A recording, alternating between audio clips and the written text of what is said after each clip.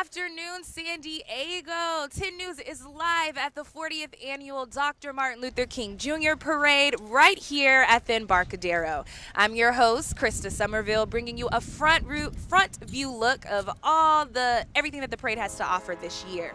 So let me go ahead by starting saying, hey there, hey guys, how's it going? Let me start by saying there is still plenty of time to come out, grab a spot, get a view, because the parade doesn't start until 2 p.m. So we actually have a map for you guys to show you the parade route. And the parade is going to start on North Harbor Drive, and it's going to go past the B Street Pier, which is where we are. So if you see us, say hi. Then it's going to hook a left on Broadway for about a block, then hook a right on Pacific Highway. So if you're planning on coming down, organizers do highly suggest and encourage you to carpool or ride share. So there's some quick facts that I do want to tell you guys about, because a lot of you guys do know who Dr. Martin Luther King is, but you know the basics. So let me just kind of give you a background of who he is as a person. So MLK was born on January 15th in Atlanta, Georgia, and we actually celebrated his birthday on Wednesday here in San Diego. But did you know that he went to college at the age of 15 years old? He attended Morehouse College, and that's where he met the love of his life, Coretta Scott King. They later got married in 1953 and share 4 children amongst themselves. It's Yolanda, Martin Luther King III, Dexter, Bernice. And also, another reason why his legacy is so important, why we celebrate it today, is because, unfortunately, Dr. Martin Luther King was assassinated in Memphis on April 4th, 1968. And I've actually been to that now museum, and we'll talk about that a little bit later in the show. But I want to introduce first a very important man for today, Tahiti. Please tell me I got that right. Tayati. I've been practicing, guys, to get his name right, and I just butchered it. Tayati Howard joining me. Thank you so much. Thank you. I'm honored to be here. It's a pleasure as we celebrate the 40th annual Dr. Martin Luther King Parade. This is my 39th year. All right, and this is the 40th annual, so you've been a part I've of done it for 39. I started back in 1981, being mentored by 3 of the mentors that put the parade together, and just have come up, and Alpha Phi Alpha has blessed me to stick with them, and I'm just happy to be here. We're happy to have you. Thank you. So let's just talk a little bit about the parade. What are we going to see today? What can people at home be excited to sit here and watch us on live stream and be excited for? Well, there's 2 big things that I think this parade is separated from most of the others around the country. Regional, all the way up to Los Angeles, Oakland, and San Francisco. Some of those people will be here. Wow. And, of course, local, which is very, very important. Getting the community involved to buy into this is priceless. Yeah. You'll see a lot of steppers. You'll see high schools. You'll see colleges. You'll see community colleges. You'll see state colleges. So in terms of turnout locally and regionally, San Diego, America's finest city, turns out for this parade. They do. And that's why 10 News is here. We are committed to our community and to be able to bring you something like this. If you're not able to come out here, like I said, there's still time. And a little birdie told me it is the NFL playoffs. But Yes. if you want to stay in the comfort of your home, that's why we're here, to bring you everything that you need to know. So tell me a little bit, what inspired you to even take on this big task? Because I know that you guys start planning it literally the day after the parade from last year. Well, I've been a philanthropist for well over 40 years in San Diego. My broadcast career started here in the 1970s. Matter of fact, this is my 50th year in broadcasting. So getting involved with the community was very important for me. Finding nonprofit organizations, charities that give back to the community, that work with mentorship. That's really the cause that I look for to get involved with. The Dr. Martin Luther King breakfasts that started off on Friday. Yes, which we covered. Our own Virginia Child was the host of it. She was the host of Yes. it, right. So that kicked off on Friday. We go through Saturday, the African American Educators Breakfast, and then going in through Sunday, today's the parade, and then tomorrow we have 2 other breakfasts that take place. So San Diego is fully engaged with the involvement of Dr. Martin Luther King, and we continue to celebrate his life, his legacy, and his accomplishments. Yes, yes. And it's still, looking around, it still rings true to today. It's the perfect thing to talk about. It's the perfect thing to associate yourself with, and it really kicks off the new year. It So does. most people are talking about New Year's resolutions. We're talking about all the things that Dr. King aspired to, and how we can be more like him, how we can do more for our community, how we can engage more, how we can Right. get more people involved. I agree. And let's just talk a little bit about the manpower that I know that goes into this, because there's some people that won't get recognized today, and we want to highlight and talk about them. Tell me about how everybody contributed to make this day be it. Well, if we didn't have Alpha Phi Alpha behind us, if we didn't have the sponsors, the Port of San Diego, the City of San Diego, the County of San Diego, Helix Electric, if we didn't have people like that, corporations, I mean, this takes a lot of effort, firepower, logistics, blocking off the streets, Yes. police. The parade has over 180 acts participating today. So that's a Wow. huge event. So, and they perform and they practice and they rehearse this thing, and they work. Alpha Phi Alpha works with it all year long. Yeah. So the people behind it, in terms of the staff, are priceless. They are. And we appreciate that. We appreciate you. And thank you so much for talking with Thank me you. today. You guys got to check this guy out. He's awesome. We appreciate you. I'm honored. Awesome. All right, Mario, I think we have a video coming up on Movement B. I'm going to be interviewing a Nate Howard. He has a program here that is encouraging young people, especially in the Black community, to kind of tell their story before somebody else does. Yes. So if we have that up right now, if we can play that a little bit so you can get to know who Nate Howard is, and then he's going to join me on set and we're going to talk to him. I honestly believe that anything you put your mind to, you could do. Your dreams can come true. And having that understanding is powerful. Movement B is dedicated to amplifying the voices of this generation by gathering stories together to share a new story of who we want to be. It's the only thing that makes sense to me in creating change in the world. Poetry is universal. Poetry is a language. There's no syntax, there's no periods, no commas. It's really sharing your story in the way that you want to share. Words have a message, and that message is clear that no matter what happens today, the emotions behind them are real. If you have the courage to share who you are loudly, Feels like I'm getting nowhere fast. I always mess up, just ask my past. without any fear, The best things come to those who go out and take it. without caring about making a mistake or being embarrassed or being ashamed of who you are, I never seem to learn my lesson. Hitting the snooze button every morning at 7. we can change the status quo. This is Nate Howard, Movement B. I am the writer to the All poem. right. All right, that was In really 2007, a group of interesting. local residents And here thank did a you so much for all 16-day you do. I was tour of telling civil Nate rights that I'm a locations little across upset that I'm America. just now When they hearing came about back- him, and I'm just now hearing about your movement. So go Yeah. ahead and tell everybody what inspired you to even start this. Oh, no, thank you. Movement B is all about tell your story before they do. I was a student at USC. I was throwing a party. It was organized, registered. It was my senior year. 2 parties were going on, my party and a party across the street, Okay. who were friends of mine, but mainly white party goers. Officers came to shut my party down, mainly students of color, and told the house across the street to be safe. Wow. 79 LAPD officers came to my house in riot gear. They made a barricade on my street, 23rd and Hoover. I was handcuffed that night. Eventually, we had a protest the next day on campus and spoke out on the issues of racial profiling that we felt happened on campus.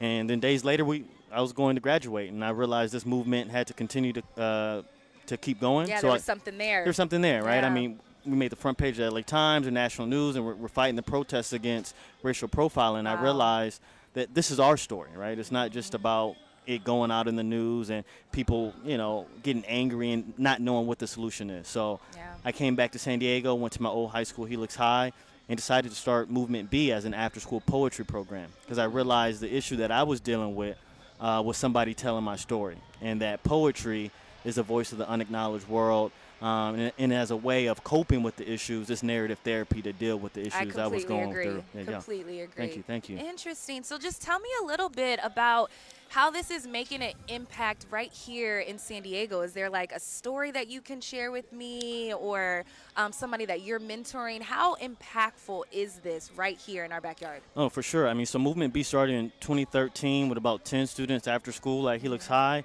Now we're in about 15 elementary schools in San Diego Unified. We're in about 4 or 5 middle schools, 6 high schools right now, just all through San Diego Unified. We're also in the juvenile halls. We're in the boys' juvenile hall, urban camp, and the girls rehabilitation facility. Okay. So we're in a lot of different pockets, working the community college district.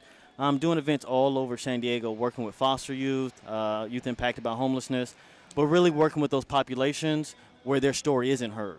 And realizing how can we amplify those voices and stories and change the narrative. That's so true. And I don't know how many more times I could say I appreciate what you do, because that's very crucial, because as a young child, you're just kind of like, wait, what's going on? So to have that direction, to have that mentorship and somebody able to kind of guide you the right way already puts you right on the right foot, on the right path. And a lot of, unfortunately, kids that look like us start on the wrong foot already. For sure. Wow. So is there any recent projects you have going up, or if a parent is watching right now and they're like, I want my kid to be a part of this, how can they do that? Yeah, you can go to movementb.org. That's movementbe.org. We live in a social media generation, so we created an app, and so students can share their poems, share their stories on the app. It's a safe space. You can be anonymous.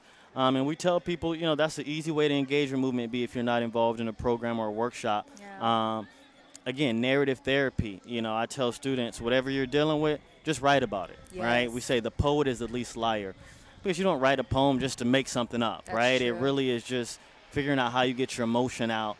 And, technically on Snapchat and Instagram, those aren't the best places in today's age for you to be yourself. Come on now. You're trying to find a filter. You're trying to be somebody else. And so we're really challenging young people to have the courage to be, right? And so, that's really the beauty in it at the end of the day. It's mindfulness and allowing, young people to realize that, it's going to be okay.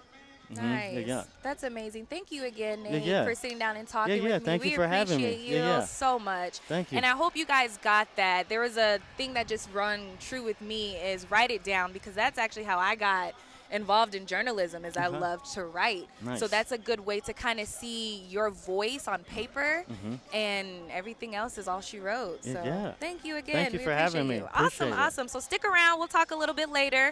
Right now, so I had a couple of great reporters doing some stories kind of amping up to today, and one of them is the Broadway Heights. We have that queued up, right, Mario?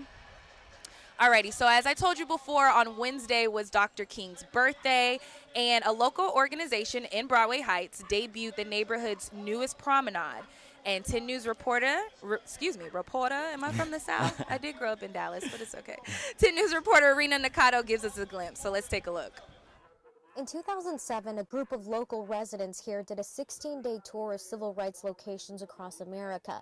When they came back to Broadway Heights, they were disappointed that they did not have a street named after Dr. Martin Luther King. So for the next 12 years, they worked with the city of San Diego to make it happen. Last February, council voted 8-0 to rename Weston Street to Dr. Martin Luther King Jr. Way. It's not just a street, though. It's called a smart promenade. Each pillar has a barcode. People can scan it with their cell phones and learn more about the civil rights leaders featured on it. Today's the first annual MLK Jr. laying of the wreath at this brand new location. Local students were invited to take part. Neighborhood leaders want Dr. King's legacy to continue on long after they're gone. I just want them to be happy and rejoice this legacy of Dr. King, and let's continue to think about civil rights and human rights, that we all matter, that we all are equal. And then we'll do. Alrighty, so I really hope some of you guys go to Broadway Heights and check that out. I know I haven't been yet because it just debuted on Wednesday, but it's kind of cool, right? You can go there, put your phone up, look at the pillars, and kind of learn a little bit more. And we don't want today to just be a history lesson. So we're going to have so many other fun things to talk about and to do. The parade starts in about 10 minutes here at the Embarcadero. There's a couple people, as you can see, already gearing up. There's some people behind me. Already, oh, wow. That grew over the like past 5 minutes. It wasn't that many people before, but still, come on out, grab a spot, and say hi if you see me. Alrighty. I know it's a couple of things that you didn't know, but I kind of want to tell you Dr. King's ties to San Diego because I found this incredibly interesting. And all of this is according to the San Diego History Center. So Dr. King actually visited San Diego the year before he was assassinated. He visited San Diego in 1964. And I think we have some information on that that's going to come up on your screen in a minute. And it was arguably at the height of King's most celebrated period after giving his famous I Have a Dream speech. That's a speech that we all know so well. And he was also named Time Magazine's Man of the Year in 1963. Now, his presence in town was well regarded by those who watched him speak at San Diego State College, which is now known as San Diego State University, who, by the way, is also in the parade today. And he also spoke at California Western University, which is now known as Point Loma Nazarene University. Now, when he was here, like I said, he spoke at those colleges, and I just want to show you guys a little speech. There we go. There's a speech that he said when he was speaking at San Diego State College that I just kind of want to read to you guys because it rings so true to today's society. He said, "And I may say to you, my friends, that I still have faith in the future. And I know these are difficult moments, and so many of us are faced with problems day in and day out. And I know that we are still at the bottom of the economic ladder, still the last hired and the first fired. I know that we are forced to stand amidst conditions of oppression, trampled over day in and day night by the iron feet of injustice. But in spite of this, I still believe that we have the resources in this nation to solve this problem, and that we will solve this problem." That speaks so much volume because later on, in about like an hour, I'm going to interview two individuals that are helping young African Americans and minorities in general get into the job market and hold those corporations accountable of keeping their staff diverse. It's going to be a very great interview. That's going to be with Luis Martinez and Cheryl Lee. That's coming up in about an hour, so stay tuned for that. I want to talk about one of these group of kids who put together this float that you will see in today's parade today. They are actually the welding students at San Diego Continuing Education. And we have that, right, Mario? We have that package coming up. No worries. So for almost a decade, the welding students at San Diego Continuing Education have been a part of the parade. So 10 News reporter Jaron Aarons tells us how they're turning what they learned in class to a tribute to liberty. It's got 10,000 notches. This has been one of the most tedious, labor-intensive floats that we have done. More than a mile of wiring. I just hope it doesn't fall apart while we're driving down the road. And a message of liberty on a large scale. It's definitely an honor to be able to work on a project like this. This Liberty Bell replica is the San Diego Continuing Education welding class's entry for the MLK Day Parade. The parade theme every year is Let Freedom Ring. So every year you have to come up with something that revolves around Let Freedom Ring. Second semester student Josh Zazueta has been involved since day one. At first it was fun, and then after a while it became tedious. But between the thousands of hours of welding, folding, bending, and moving, try and get as many bars on the cart as possible. Zazueta and his classmates learned what it takes to bring a project from start to finish. This is a real world project. We have a deadline, we have a budget. With the regular welding, there's like a little bit of problem solving and stuff to do with it, but with that, it's definitely a lot more like encountering issues that we're just, all of us are like, how are we going to solve this together?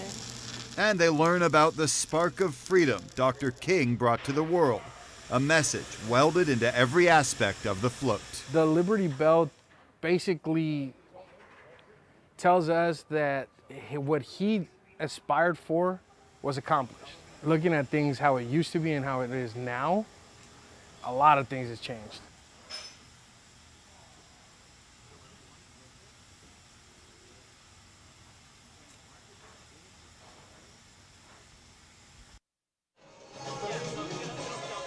I am super excited to see that float come down the Embarcadero right here on Harbor Drive. Did you see the Liberty Bell? They welded that, and I can't imagine how long that took them to put that together. So we appreciate them giving a chance to come and kind of give a sneak peek behind the scenes, because most of the time we don't get that. We just sit here and we watch the parade and we gaze at the hard work that they put into it, but we don't really get to see what goes in behind the scenes. So thank you, Jaron Aarons, for doing that for us. And as I look around the Embarcadero right now, there are families of all different ethnicities, from all different neighborhoods here in San Diego, and it just proves that Dr. King's dream lives on right now. The parade is organized by the local chapter of Alpha Phi Alpha fraternity, which is also the fraternity that Dr. King was a part of. They also hosted the MLK breakfast on Friday, which our own 10 News Virginia Cha hosted. And as we're panning right now, you see everybody just kind of hanging out, waiting for the good stuff to start. Oh, there we go. There's some marching bands getting ready to go. Dr. King was a civil rights activist from the 50s and the 60s. He led nonviolent protests to fight for the rights of all people. So it seems like they're getting underway right now. So let's kind of tune in and see what they're going to say. My name is Dr. Sayadi Howard. It's a pleasure to be here. It's my 39th year calling the parade, started back in 1981. I want to thank, first of all, special thanks to the County of San Diego, the Unified Port of San Diego, the City of San Diego, NBC TV 7 Telemundo, Helix Electric, Alpha Phi Alpha, and of course the Zeta Sigma Lambda chapter for putting this on. Right now we're gearing up for the start of the parade. We're just a few minutes out, you guys. I'm super excited because I know a lot of these people put in so much time to get these floats and parades together. So if you have it up, Mario, we can punch up that map again, just in case you're trying to hurry up and put your clothes on and make your way down here. Keep in mind there are some road closures. Harbor Drive, to be specific, that's where the parade will be coming down. Excuse me. So it'll come starting on North Harbor Drive, make a left on Broadway, and then it's going to hook a right on Pacific Coast Highway, and that's where the parade is going to end. And guys, there's plenty of spots out here. There's a lot of people already lined up, as you can see. Grab your chair, grab some drinks, grab some snacks. There's also some food trucks at the end of Harbor Drive if you get the munchies and you're hungry. But come and see me. Come and hang out. Say hi. And right now, Tahadi, who I interviewed, Tayardi, I promise he's going to kill me for not getting his name right. He is the speaker of this parade, which he said he's done every year for 39 years. So he's just kind of gearing up the crowd right now, trying to get them all set and ready to go and all that good stuff. Martin Luther King Jr. parade is celebrated in all 50 states now. It's celebrated across the country. Okay. And those of you that are native San Diegans, those of you that have made your home here in San Diego, you should know that San Diego was one of the pioneering cities that put the Dr. Martin Luther King parade on the map. So right now what you should be seeing on your screen is a speech that Dr. King actually had right here in San Diego at San Diego State University. It was 1 year before he was assassinated, so he had some big ties here to San Diego. And this parade is actually one of the biggest, not only in California, but also in the nation. So you have people from all over. You have people from all over coming in and participating, from LA, from Northern California, and across everywhere. And to also bring in corporate sponsors. So we appreciate you being here, and it's great to see all the There's that speech again. Wow. It's amazing to see the young people that we have in the audience today, I tell you. And I just want to highlight Raquel Vasquez is going to be the Grand Marshal of the parade this year. And Shirley Weber, Assemblywoman Shirley Weber, will also be standing next to Ms. Vasquez as part of the Grand Master. What's going on with the playoffs, and that's okay. There's nothing wrong with that. And we want to keep them informed of what's going on with the parade as well. We're approximately about 5 minutes out. 2 o'clock. Should be about parade time. All right. It is parade time. It's 2 o'clock on the dock. And as we said, 108 organizations are participating this year. So it's going to be a lot of creative things you're going to see coming down Harbor Drive. And I know they put in so much time to do that. We're also having or expecting more than 15,000 spectators. As you can see right now, they're all lined up along the street. The marching band is rehearsing at this moment, and they're getting ready for this. This is a huge parade that happens around this time every year here in San Diego. And it seems like the crowd just gets bigger and bigger. And let me tell you, 10 News, we got the best spot. We have the best view right here next to the Grandmaster stage. We get all the action. Right behind me is where all the bands and the drill teams are going to stop and perform, because I have to remind you that this is also a friendly competition. So not only did they put in so much work on these floats, they're competing.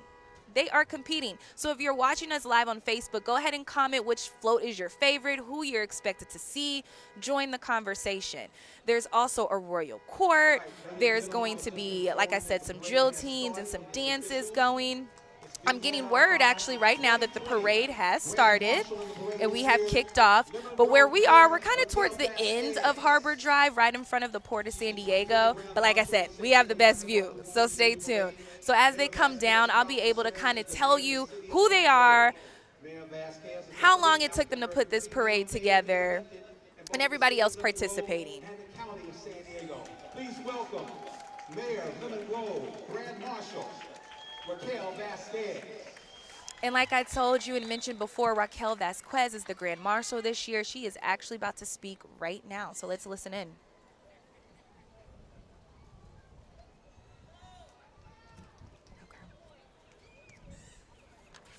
Raquel Vasquez, the mayor of Lemon Grove. Give a big round of applause. Anybody here from the city of Lemon Grove out there? Got a few Lemon Grove people? Okay, good.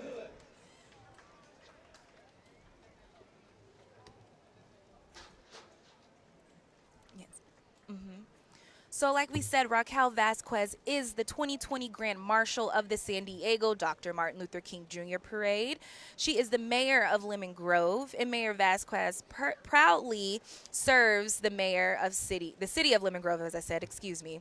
She is the first African-American female mayor to be elected in both the city of Lemon Grove and the county of San Diego.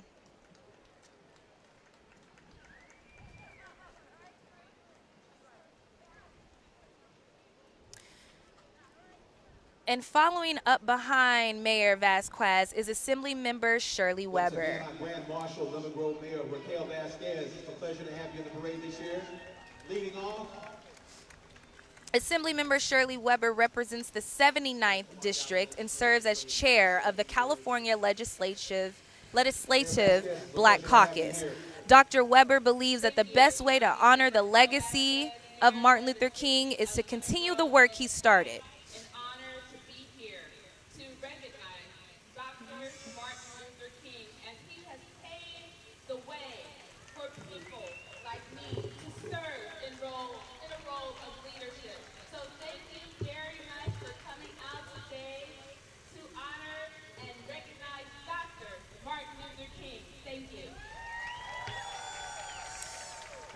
And that was Mayor Raquel Vasquez of Lemon Grove. Assembly Member Dr. Shirley M. Weber. She is the 2019 San Diego of the Year. She represents our 79th Assembly District and serves as the chair of the California Legislative Black Caucus. Dr. Weber believes that the best way to honor the legacy of MLK is to continue the work he started on behalf of African Americans and all underserved people. Her work in the legislature includes criminal justice and policing reform, educational equity, voting rights, and poverty. She's also the author of the AB 392 legislation aimed at reducing police use of force. Dr. Shirley M. Weber, Assembly Member of the 79th District. Hello, San Diego. It's great to be here always, and we always remember what we have to do to maintain the dream of Dr. King. All of us remain vigilant, refusing to go backwards, but always going forward. Thank you so very much. We love you, San Diego. Thank you, Dr. Weber. Up next, next, we have San Diego City Council President Georgette Gomez. The Office of Council President Georgette Gomez is happy to participate and celebrate the MLK holiday with the community. Hi, guys. There you go. There's Georgette Gomez, the City Council President. Georgette Gomez. And typically how you start off these parades is recognizing the people that are doing good work in the city, that are also shining light in ways also honoring Dr. King's legacy. Up next, we have Here's a quick little fact. There are 730 streets in the entire country named after Martin Luther King Jr. There's one actually right here in San Diego, and also the 94 freeway is named after Dr. King. Interim mayor in 2013. Todd Curley is the majority whip in the California State Assembly, representing the 78th Assembly District, which is comprised of the cities of Coronado, Del Mar, Imperial Beach, Solana Beach, and the central coastal communities of the city of San Diego. Please welcome Assemblymember Todd Gloria. And Todd Gloria is actually a nominee for mayor this year, and he's a native San Diego and a former District 3 council member.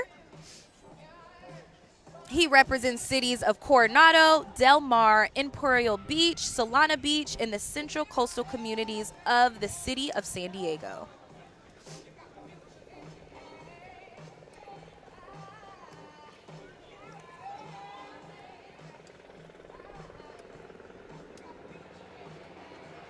Assemblymember Todd Gloria. Followed by San Diego City Council member Monica Montgomery. Councilmember Monica Montgomery is the councilwoman of District 4 in the city of San Diego. District 4 had a record-breaking voter turnout in November of 2018, the highest in the past 30 years. The people obviously have spoken. The council member and her team are proud to serve residents of District 4, communities including Encanto, Lincoln Park, Valencia Park, Mountain View, Skyline, Havashaw, Lomita, Broadway Heights, Oak Park, Bay Terraces, Paradise Hills, Alta Vista, Redwood Village, Rolando Park, Ridgeview, and Webster. And just a little bit more about Dr. King. In 1963, Dr. King helped organize the famous March on Washington, where he held his infamous I Have a Dream speech. His speech shined light on the end of segregation in public schools, protection from police abuse, and to get laws passed that would prevent discrimination in employment. He also led a boycott of buses in Montgomery, Alabama. This was right after Rosa Parks was arrested for refusing to give up her seat to a white man. The Montgomery bus boycott went on for 381 days. But eventually, it led to the abolishment of racial segregation on public buses in Alabama. A graduate of Sweetwater High School and alumni of UC San Diego with a degree in political science. Please welcome City of Nashville City Mayor Alejandra Sotelo Solis.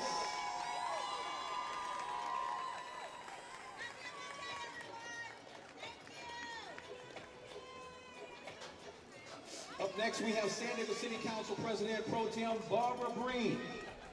Council President Pro Tem Barbara Breen represents San Diego's first City Council District, and she serves as the chair of the Committee on Budget and Government Efficiency.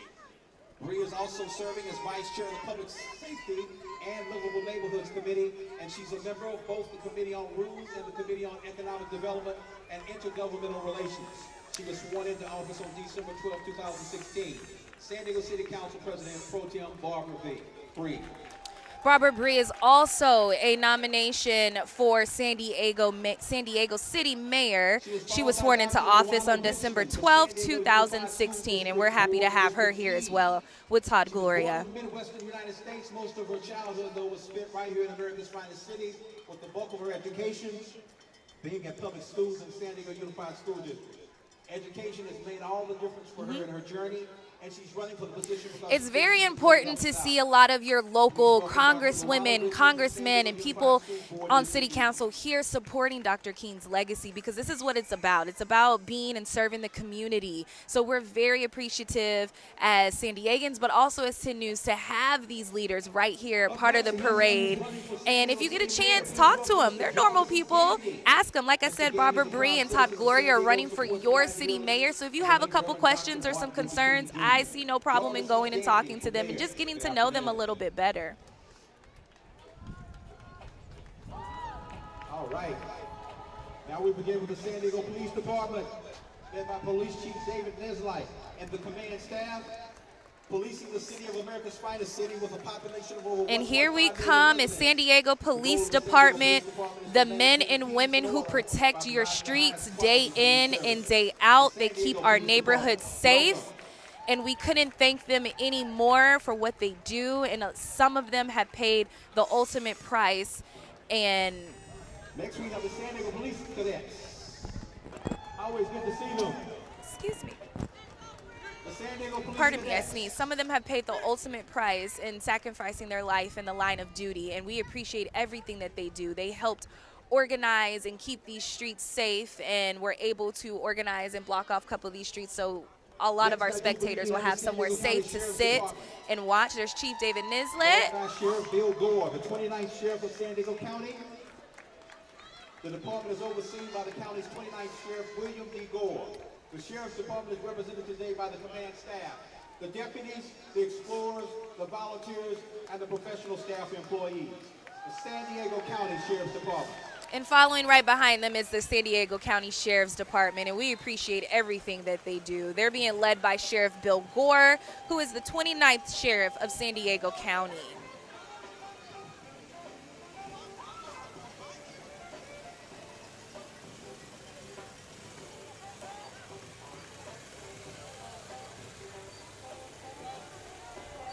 And again, I know personally working in news, they work closely with the police department and keeping our streets safe, keeping our neighborhoods safe, and able to help organize situations like this as far as a parade or any event here in San Diego to make sure that everything is safe and that we can enjoy something like this.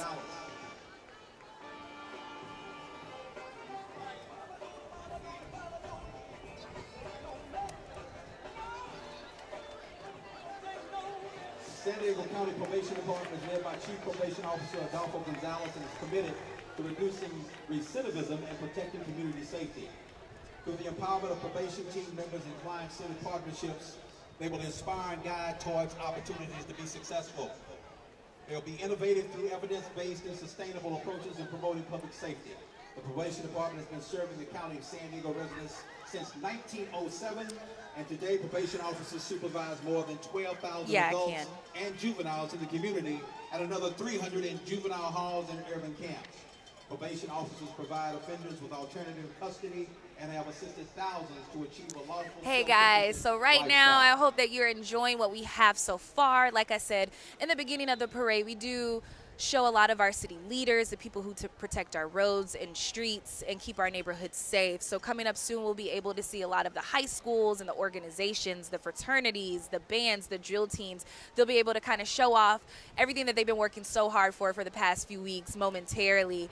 Just a few more things about Dr. King. As I was saying earlier, Dr. King was awarded the Nobel Peace Prize in 1964 for his role in opposing racial segregation and discrimination through nonviolent protests and other means. And I feel like that's another reason why his platform is so important to us, because he always pushed nonviolence. There's Chief Officer Adolfo Gonzalez. And like I said, as I look around the Embarcadero, his dream still lives on within us. There's people here of all different ethnicities, all different neighborhoods, walks of life, testimonies. Coming up next is San Diego District Attorney Summer Steffen. Especially for the most vulnerable in our community. DA Summer Steffen leads the second largest DA's office in California. She and her team are working every day to prevent crime, deliver fair and equal justice, and to keep America's finest cities one of the safest big cities in America. Walking with her today are members of the District Attorney's Office and the Bureau of Investigation. San Diego District Attorney Summer Steffen. Summer Steffen has devoted her life to protecting victims of crime, especially for the most vulnerable in our community right here in San Diego.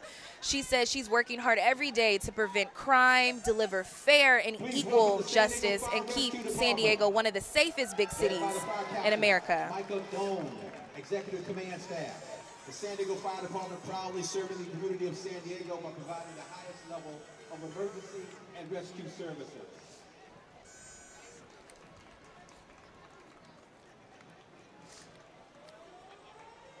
And coming up right behind Summer Steffens is our San Diego Fire and Rescue Department.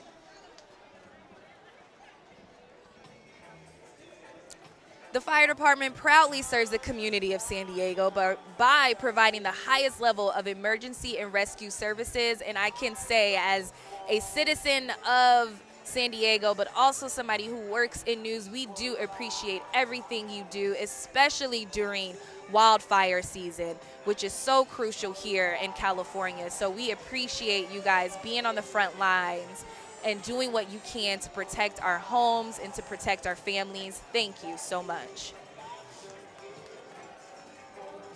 Coming up in the parade, we have Brothers United Fire Department. Brothers United is the local chapter of the International Association of Black Professional Firefighters. Its primary mission is the recruitment, retention, and promotion of African Americans and other minorities in the fire and emergency medical services within San Diego County. Since its inception, Brothers United has maintained a racially diverse membership. And as you're seeing right now, it is getting packed down here at the Embarcadero. Tons of more people have came out since we first went live at 1:30, which is to be expected. Keep in mind, if you are heading downtown and you want to check out the parade, there are some road closures. All of Harbor Drive is shut down. This is the parade route you're looking at right now. All of Harbor Drive is shut down. The parade will go down Harbor Drive, hook a left on Broadway, and then a right on Pacific Highway where it will end. So grab your lawn chair, grab some snacks, grab some water, come out, pick a spot, and let's kick back and enjoy the show. This is what we're here for today. 10 News is committed to the community, and we're bringing you everything that you need to know about this year's annual Martin Luther King Jr. Parade, and we appreciate you tuning in.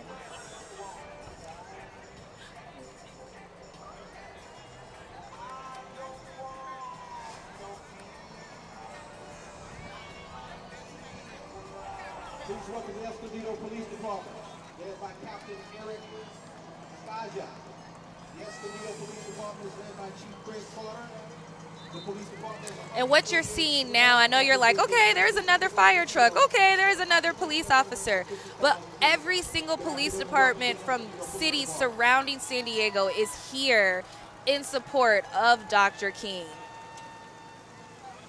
And if that's not commitment, guys, I don't know what is. And we appreciate everything that they're doing for us.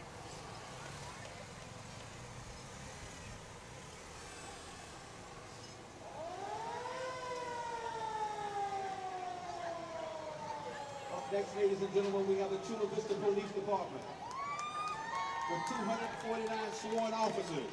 The Chula Vista Police Department, in partnership with the community, is dedicated. And for all those South Bayers, here are the people that protect your neighborhood, the Chula Vista Police Department. If you recognize them, send them a text and say, hey, I saw you in the parade today. It's the Chula Vista Police Department. Welcome. I will mention it started off very sunny because we do live in sunny San Diego, but it's getting a little bit chilly now, so if you're still planning on coming out, don't forget to grab a jacket. Police Department, led by Chief Josh Mays. The San Diego State University Police Department provides police services to over 40,000 students, faculty, staff, and campus visitors. The department is comprised of a patrol division, communications center, parking operations division, records unit, property and evidence unit. And what you're looking at now is San Diego State University Police Department. These are the men and women who keep our students safe here on campus. Promote a safe environment in a manner that is fair, transparent, and respectful. Good afternoon and welcome.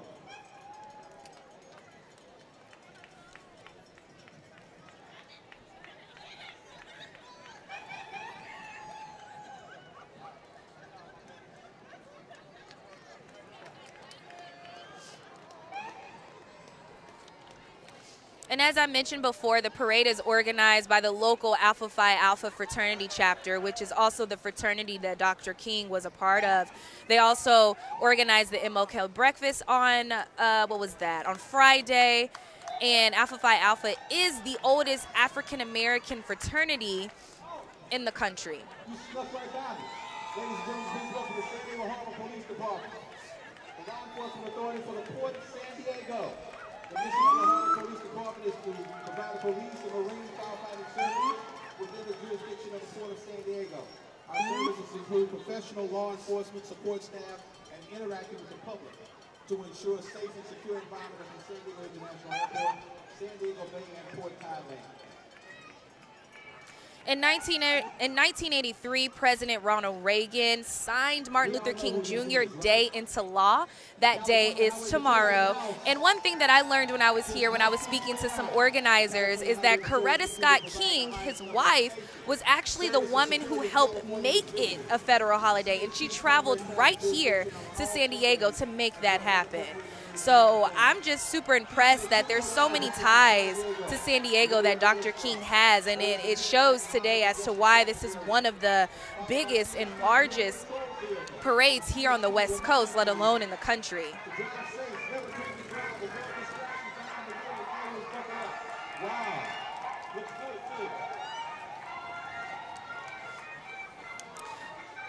Dr. King was assassinated on April 4th in 1968 in Memphis while standing on the balcony of his hotel.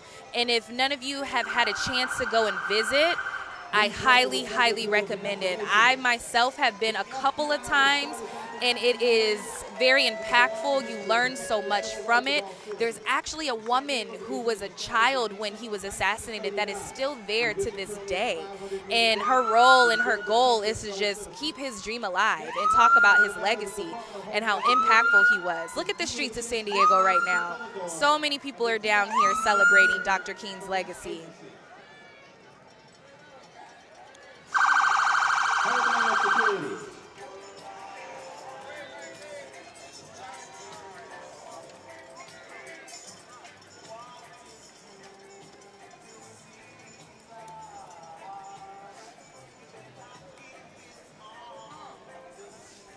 That's such a beautiful shot.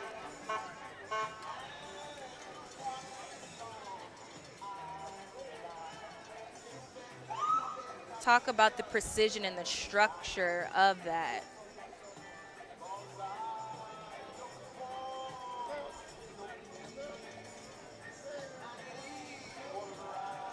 And here we have the Department of Homeland Security also coming down and being a part of the parade.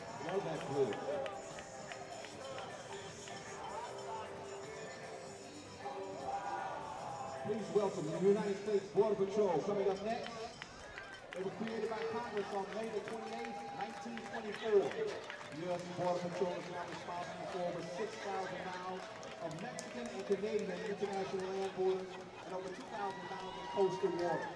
The San Diego sector of the U.S. Border Patrol is particularly responsible for more than 56,831 square. And these are the men and women from the Border Patrol who protect our borders here in San Diego, which has been such a highlight in today's society and everything that has been going on at our border and across our border. So I can only imagine that this is a tough job that they have to deal with, and we appreciate everything that they do.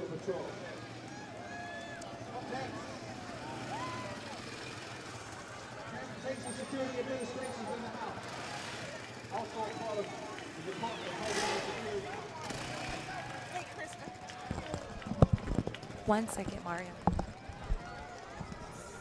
we take this off because we're live and I'm a whisper these mics are hot? I didn't want to interrupt you. You look beautiful. You said bright color.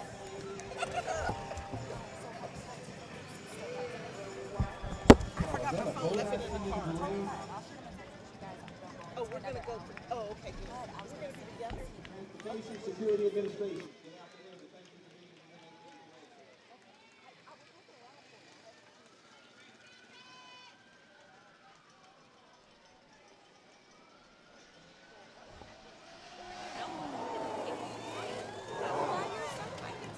I thought he was coming to give me a ticket.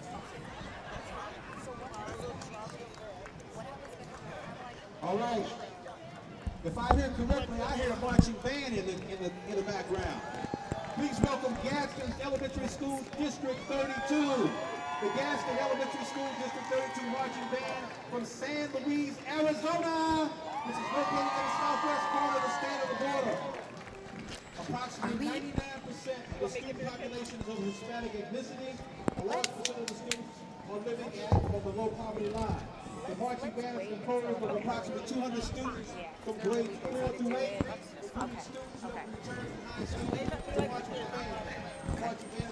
Yes, I can. So right now, this is Gadsden Elementary School District, and they're coming down right behind. Elementary School District number 32 marching band.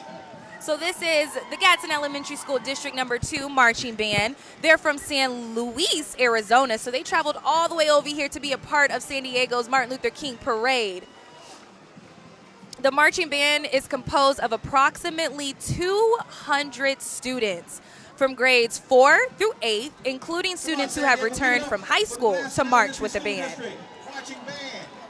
The marching band has been highly recognized as both state and local levels. Along with being awarded numerous first place trophies, they are the pride and joy of San Luis, Arizona. The marching band performed in Martin Luther King Jr. Parade in San Diego, California, first in 2013, 2014, and 2015. So we're super excited to have them back here again in 2020. And one cool fact about this marching band, they're global. They actually performed in the 2019 New Year's Eve parade in Rome, Italy. Talk about dedication.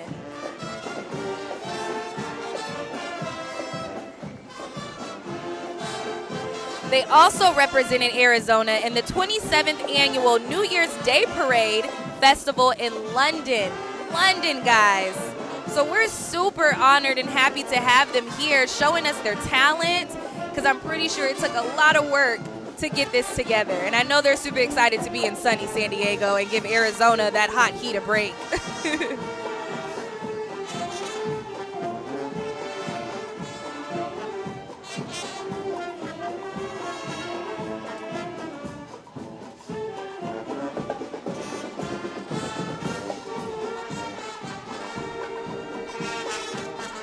And as I've said before, Dr. King's legacy lives true within the streets of San Diego. He pushed for equality for all people, not just black people, but for all people. So it's a joy to see these kids of all different ethnicities here supporting and honoring his legacy.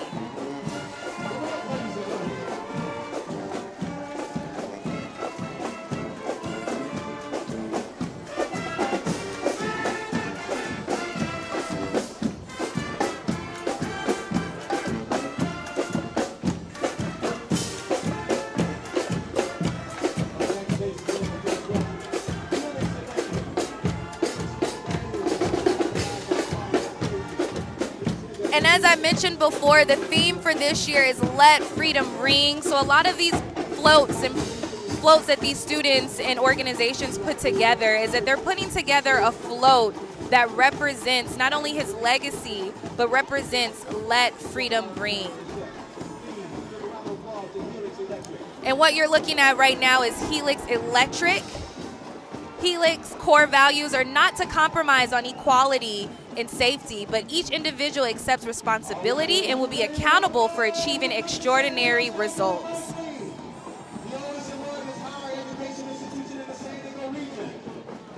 All right, here we go. I see you, ladies. I see you, girl. If you already can't tell, these are the Aztecs. This is San Diego State University, which is the oldest and largest higher education institution in the San Diego County. There's the drill team doing their thing, and right behind them is the marching band. And behind the marching band is, of course, the students, the heart and the core of the university.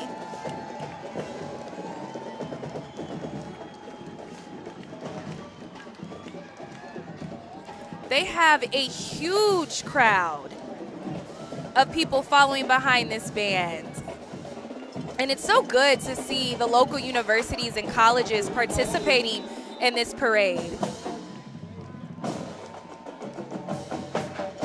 And if you're a sports fan, the Aztecs men's basketball team is killing it right now.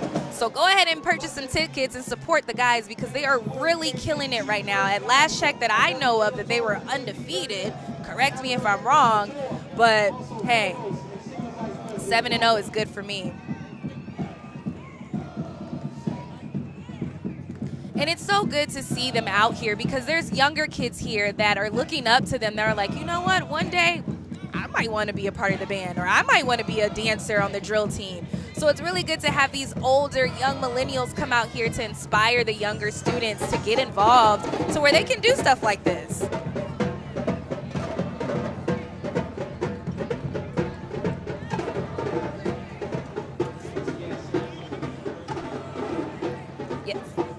And as you see behind me is San Diego State University. And like I said, the men's basketball team is actually doing really good this year, so you guys should check them out.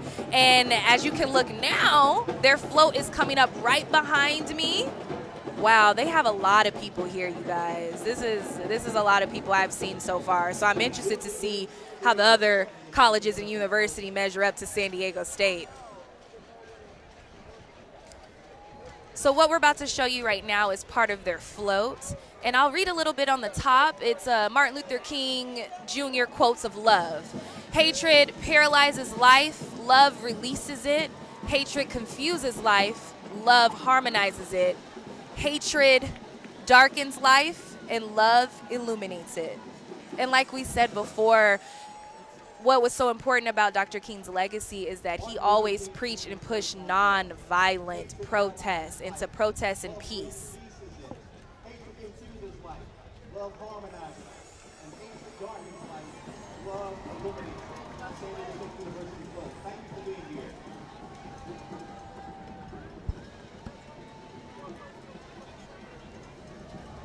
Let us welcome Neighborhood House Association Head Start program. So what you're looking at now is the Neighborhood House Association. The Neighborhood House Association was established in 1914 by Helen and Mary Martson. It's a nonprofit organization. They help in assisting immigrants transitioning into the San Diego community. And they've been doing this for more than 100 years. And they distinguish themselves as a cutting-edge, comprehensive human service provider.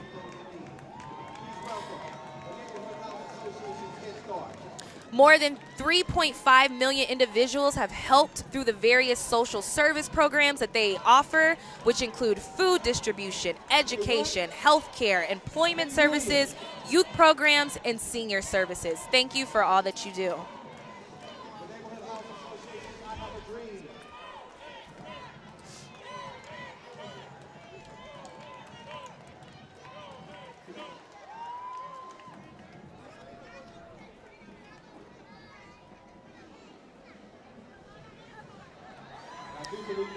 So what we have coming up now is the San Diego Community College District Chancellor.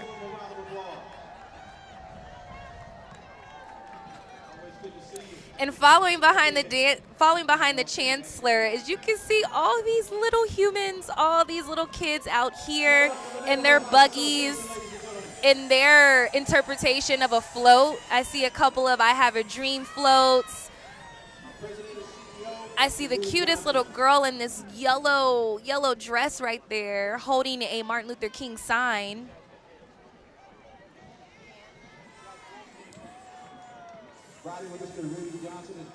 And what I'm grabbing from this, oh my gosh, you guys, they are too cute. What I'm grabbing from this is that these kids are dressed up as what they want to be when they get older. I see a superhero. I see a astronaut. And this is what it's all about, because in order for this parade to continue, we need these kids to be a part of this, because his legacy is going to continue to live on through them. We have to educate them. We have to show them. We have to bring them in to participate in things like this. And so right now we're at the 40th annual, and I'm pretty sure one of these little kids is going to be taking my spot in the next 40 years, and I'll be back here at the 80th annual interviewing with him or her. But this is too adorable.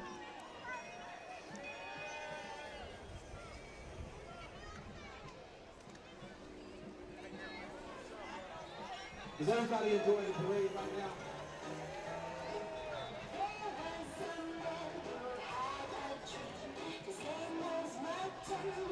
All right, I think we're about to get like a little performance here. Like I said, this is a friendly competition.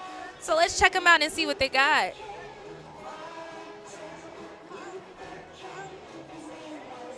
I think I figured out their secret weapon.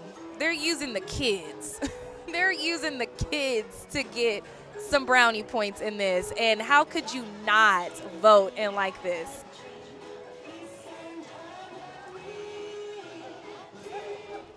And again, this is the Neighborhood House Association that was able to organize and put this together.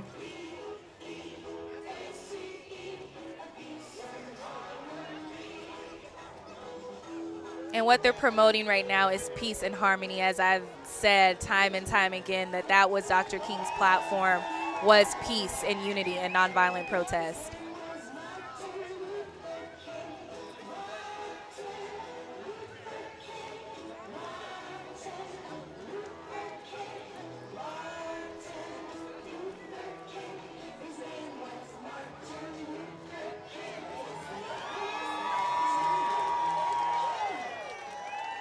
That was amazing. Good job, guys. That was too cute.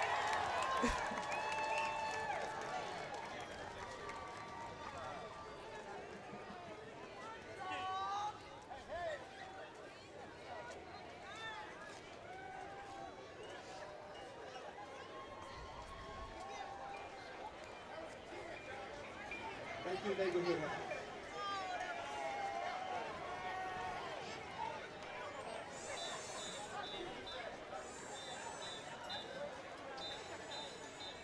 And just looking at the judges' reaction, I think they enjoyed that as well. But how could you not? They're so cute.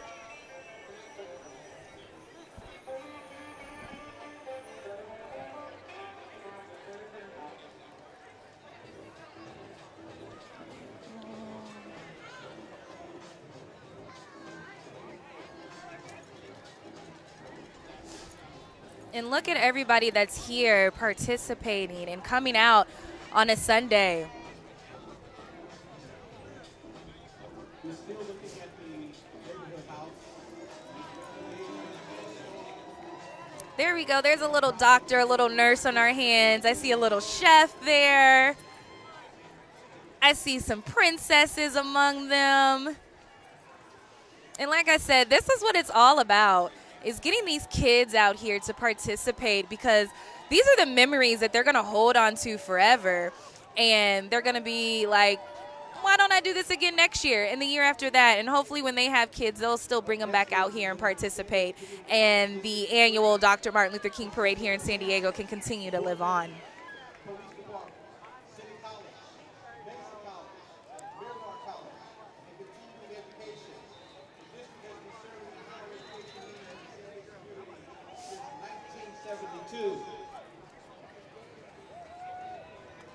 Okay, so this is actually the San Diego Community College District Chancellor. Please give them a round of applause, ladies and gentlemen.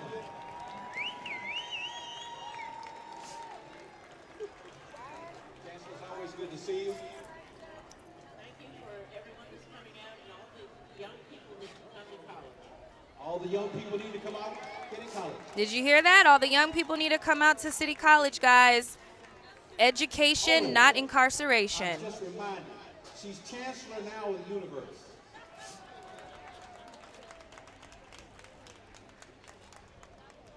Sean is an ELO, Board of Trustees, and Mary Graham, Board of Trustees. Good afternoon.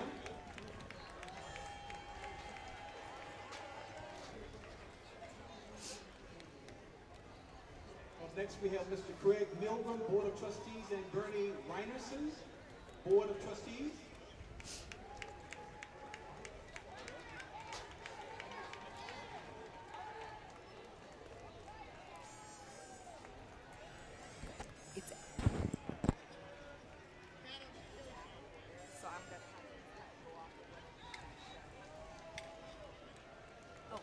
I can talk about this, yeah. I'd like to welcome Caesar Chavez. Alrighty, this is actually San Diego City College with their float. And what they're trying to speak and say here is education, not incarceration. Their float demonstrates how Dr. King's message of the power of education is the key to breaking down the system of mass incarceration. Education is the key to ending the vicious cycle of oppression. In California, it's an average of $81,000 are spent on housing inmates and keeping in particular, black and brown boys in the prison system. While at the same time, the California Community Colleges only receives about $8,300. So that's just to put a little things into perspective, to educate students per year. So what they're pushing right now, which is the San Diego City College's education, not incarceration, is their theme in honor of Dr. King's legacy.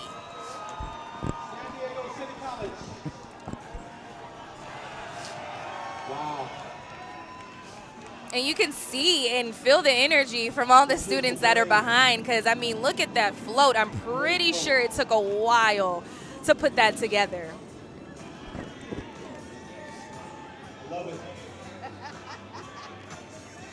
San Diego City College is followed by San Diego Mesa College in the house. And following up behind San Diego City College is San Diego Mesa College.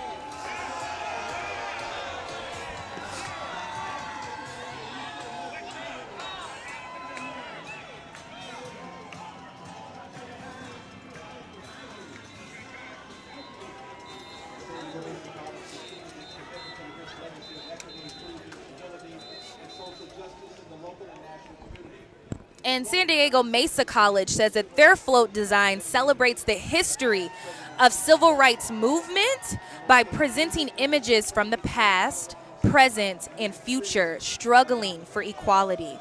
Yeah, if we can zoom in on that, you can see a couple of students happy about their work and able to show it off for you guys. They say MLK Jr. famously framed his dream not around himself and his experiences, but around the future that his 4 children could enjoy free of bigotry. Immediately followed by San Diego Miramar College. If you're looking for college where your professors and colleges know your name and an atmosphere of friendliness and warmth, you belong to San Diego Miramar College. And coming up behind San Diego Mesa College is San Diego Miramar College. And as you can see in their float, it's a float showing a floral display, and it looks like a couple of pictures of Dr. King and some peaceful protests.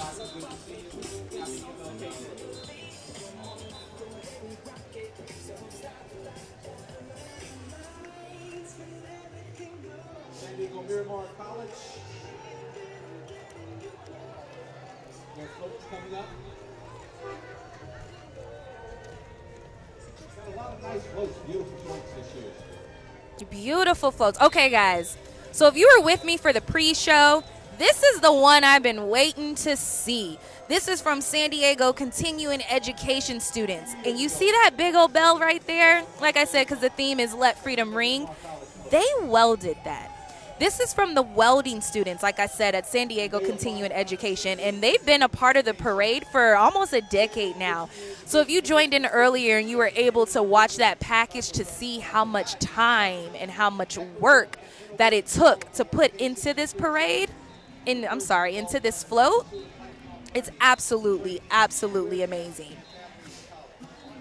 Some of the students told us that this project taught them some real-world lessons in project management, but also shows Dr. King's message of liberty for all on a grand scale. They say it was the most tedious and extensive float they have made by far. It took thousands of hours of welding, folding, bending, and moving. The classmates said that they learned and took and understood what it took to bring a big project from start to finish. And if you really like this float and you want to see it, what they do is, this float and others from previous parades past, is that they display it at the university in Mountain View. So if you want to check it out, head over to Mountain View and you can see this welded Liberty Bell up close. That's just amazing, absolutely amazing.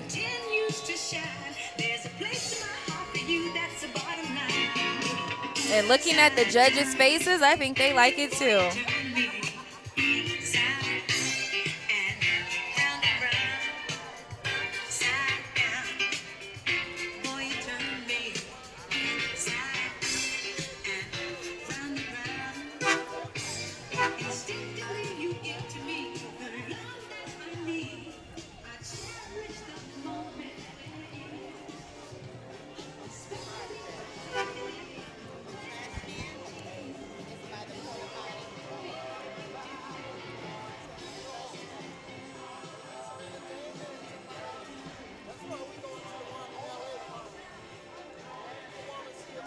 And it looks like we have some student ROTC members out here as well.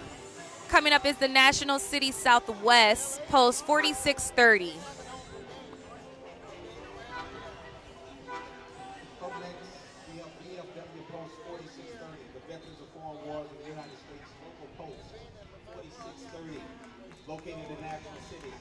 VFW Post 4630. This group is located in National City, and they honor our local veterans, which we know San Diego is a big military town. And we appreciate everything that our current soldiers are doing and our veterans as well. Alfred Harris. Commander Harris is a past state commander of the VFW in California and the first African American state commander. Please welcome the VFW Post 4630.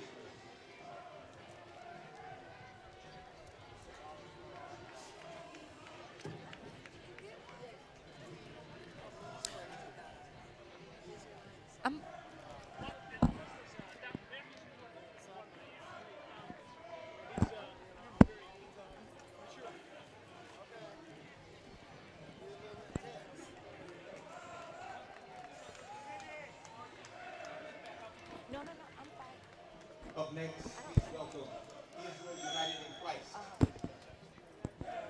Israel United in Christ. And what you're looking at now is the Israel United in Christ. It's a faith-based organization for members who focus on the importance of building and restoring our people as a nation back to their true identity.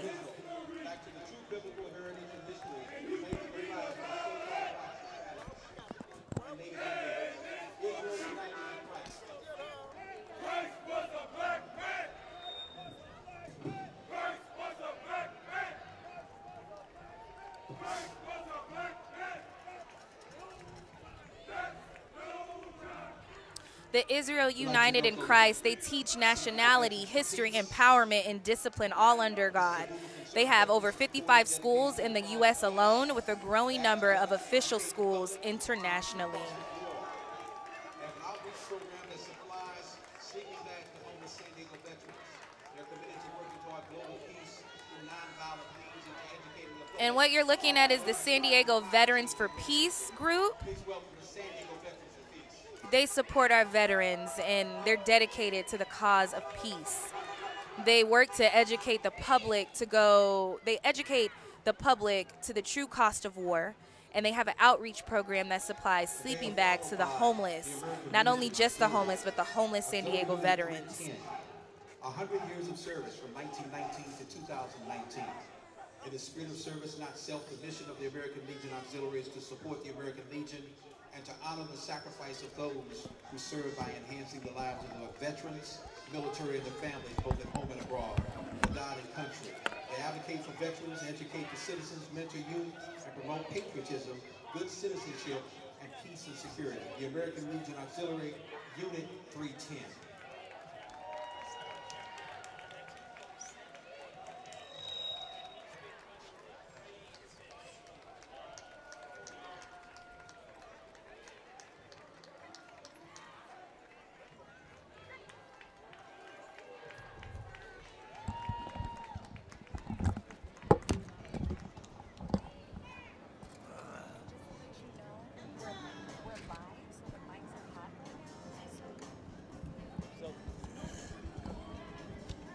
Give another round of applause to our veteran organizations and our American Legion.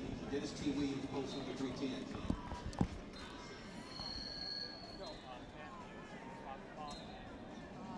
Yeah, he's retired president of continuing college of education.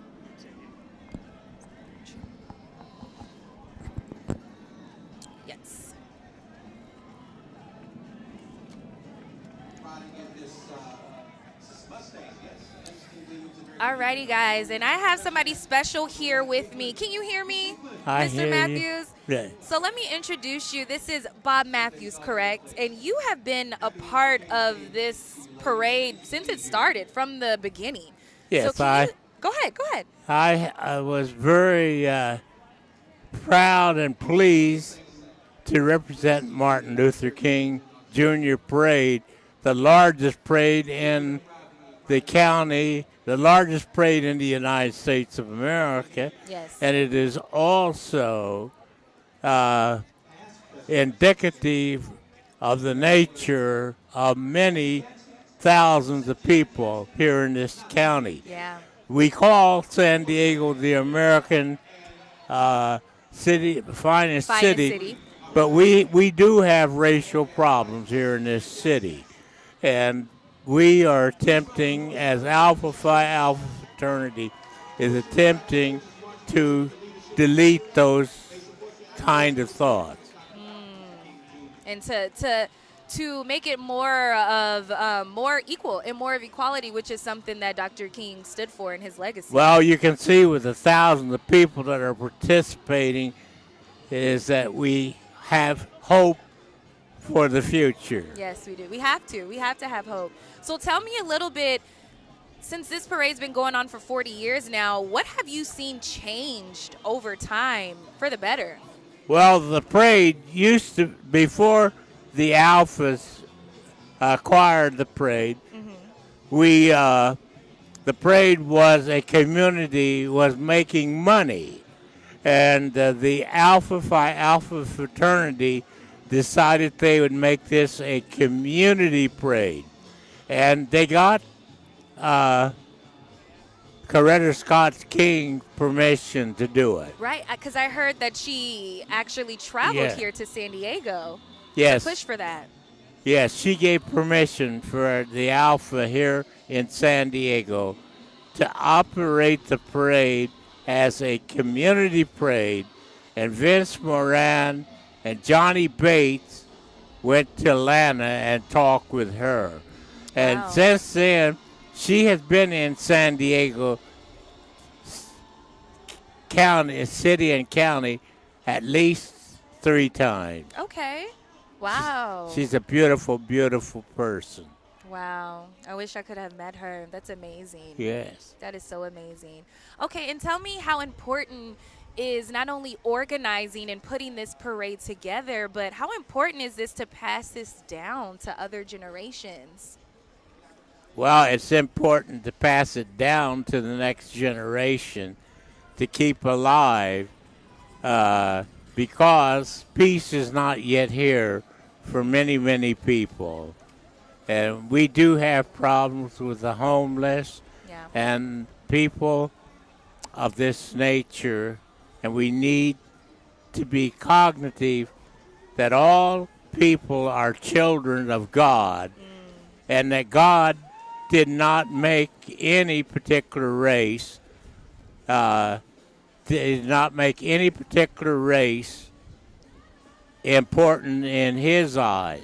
Right. And actually, when you look at the world in general, you will find that on the African continent and on the Asian continent, you will find tribes of people that you can identify.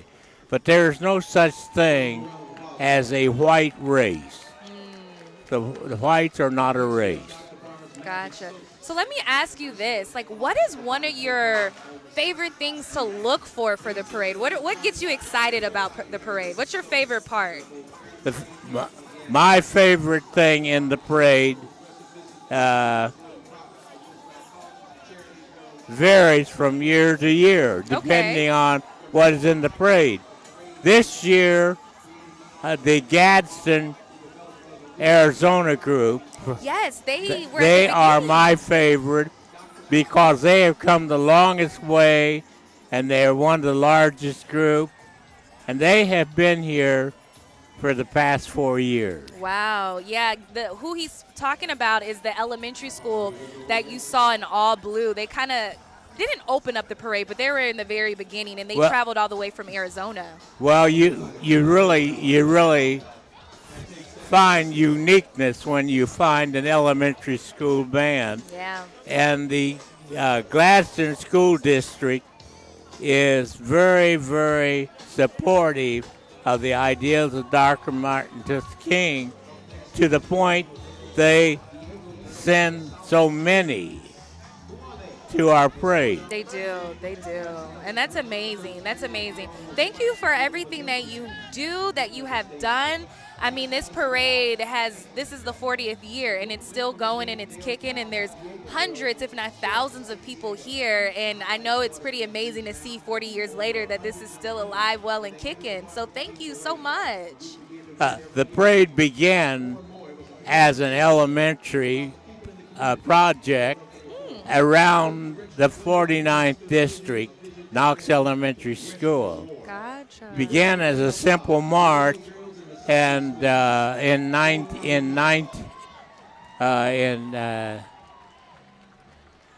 golly, I'm trying to figure out. It's okay. But anyway, it began as an elementary march, and Dr. David Geiger, an Alpha Phi Alpha man and president of the Pacific Coast Bank, saw the march, and he said, "You know, Bob, this can become a parade." Wow. And so a committee was appointed, and it became a parade. And the committee, I was on the original committee, along with some other people in San Diego. Wow. And as it became a parade, the Alphas began to take more interest in it. And the net result is, look at what we have here today. Wow. And it was a profit-making parade until the Alphas took it over. Gotcha. When the Alphas took it over, the Alphas decided it would become a community, and there's no charge to be in the parade. That's no awesome. Charge. We do have groups that give money, but most of them do not. Thank you so much. We appreciate you coming over. I've heard so much about you today, so I'm glad that you were able to come and speak with me. Thank you so much. Well, thank you, and thank you for publicizing this. Oh, thank you. And you're so welcome. In stressing the parade, help us to realize America is, San Diego is not America's finest city. Well, I've seen some horrible things in this city. And wherever we have diversity in the population, you're going to have needs of togetherness with the ideas of Dr. Martin Luther King Jr. He was a terrific, terrific example. He was. Of what God meant when he created diversity among his people. Awesome. And thank you very much for having me. You're so welcome. Thank you.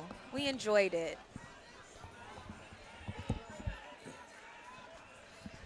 Okay, thank you very much.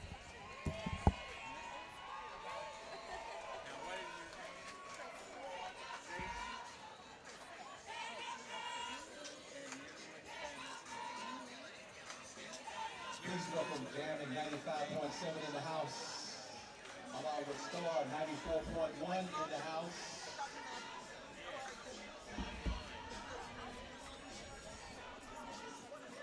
And then Channel 933.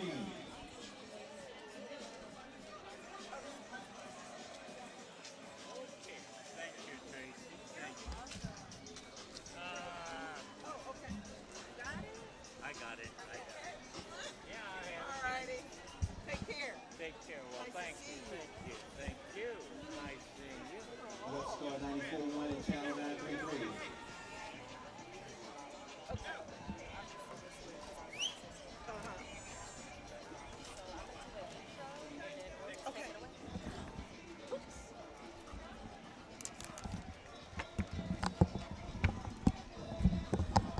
Ladies and gentlemen, please welcome the University of California, San Diego, the UC San Diego Tritons. The campus sits on the ancestral homelands of the Kumeyaay Nation.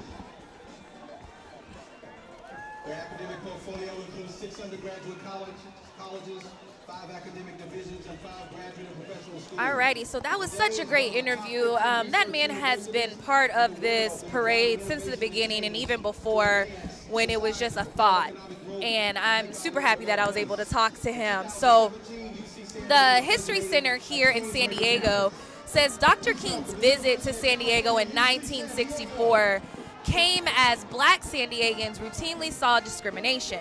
So the city had earned the name the Mississippi of the West. African Americans were denied loans from banks, housing outside of segregated neighborhoods, and refused entrance by some business owners. So sitting here with me is Cheryl Lee with Bay Vista, and I am so honored to be with her because she is a woman who is doing great things here in San Diego. So thank you. We're trying. You are. Yeah, it's a little wind. We got to play with the wind. Okay. But before we get started, I just kind of want to talk about UCSD's cheer team right now because you can hear them behind us. It's a little loud. They're beautiful. They are beautiful. And as you've been seeing, as we come down there with San Diego State University, Mesa College, and it's such a big group out here supporting Dr. King's legacy. But I want to go back to you, Cheryl. And as I said before, a lot of African Americans were denied loans and banks and housing. And I know that you're a part of it here in San Diego to kind of help turn that in a different direction. So talk a little bit about what you're doing here. So I was a banker for years, so I understand that problem. But for the last 11 years, I've been working with a local nonprofit called Bay Vista. We are a 53-year-old African-American nonprofit. Wow. Born here in San Diego. Our mission is affordable housing, but we are very familiar with the fact that most of our folks have to generate some additional income to maintain an apartment or to buy a home. And so, consistent with Dr. King's message of financial freedom, we are trying to do our part with that. Bay Vista has kind of extended its goals, not to just affordable housing, but to also embrace some of the nonprofits in the city. Wow. Nonprofits that do affordable housing, that do religious things, that do a variety of different things. We are trying to nurture and grow them. And so to that end, we opened a Synergy Co-working Center. Wow. In Escondido. You know what? I don't know why I'm saying wow, because I have heard about it, and congratulations. Oh, thank you. So tell a little bit about our viewers about what that is and how they can go there. It is a co-working forum specifically designed for nonprofits, but we take a little bit of everybody. You can be a Flex member or you can rent an office. Okay. We opened our first Synergy Co-working Center in Escondido in June of 2018. We have just opened our second center at 6785 Imperial Avenue, which is the old Boys and Girls Club building. And so Bay Vista actually bought the building, 18,000 square feet, and we opened Synergy in it, but also we've renamed the building Lisbon Vista Village. And housed in the building already is Heartbeat Music and Performing Arts Group, and the second location of the San Diego Code School, and our second location of Synergy Co-working Center. Wow. So we're doing all that. You know, one of the things that Dr. King emphasized in his I Have a Dream speech is faith. Yes. And faith is the cornerstone of everything that Bay Vista does.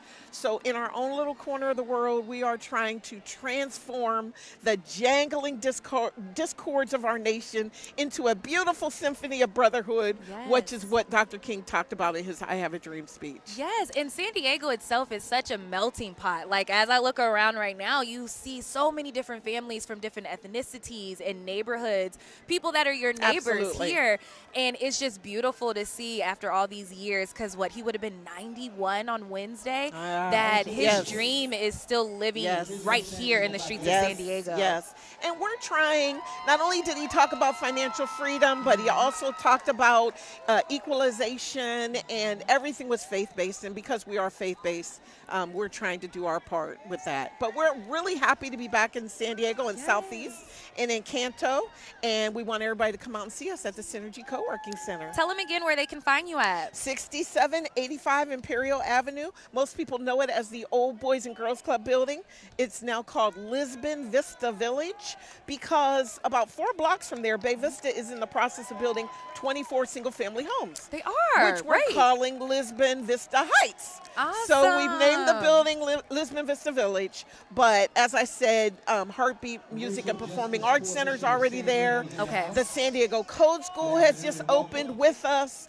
And we did a beautiful job decorating Synergy Co-working Center. So we really want to see everybody come down and be a part of it and either rent an office or be a flex member. Yeah. But we're trying to get back into the community, to our roots. Awesome. That's awesome. But, okay, I have to switch gears a little bit because I want to know, who's your favorite so far in the parade? What have you seen? What has been your favorite part so far by being down here? So I have to say this because I'm an adjunct at Miramar, but I loved the San Diego Community College folks. No, you're being and the biased. Chancellor, I am. But I haven't seen all the musical and dance groups yet. So I don't have a favorite yet. But there are a bunch of parents standing here with me with Heartbeat Music and Performing Arts Academy. Oh, yeah, so waiting. we're waiting to see them. Waiting. Trust and believe they are coming up soon because, like I said, there's 180 organizations It's participating. wonderful. I've been in San Diego Yes. 35 years, and I have watched this parade grow. Aw. And honoring Dr. Martin Luther King is something we really have come out to do in the last few years, and so Yeah, I'm we so excited to see it. We have. Thank you, Cheryl. You are so welcome. Anything else you want to say? Because I'm just loving the vibe and the synergy that you're giving right Synergy now. Co-working Anything you want to leave these viewers with at all? No, I just want to say that Bay Vista is really happy to be back in the community we were born in and investing in our community.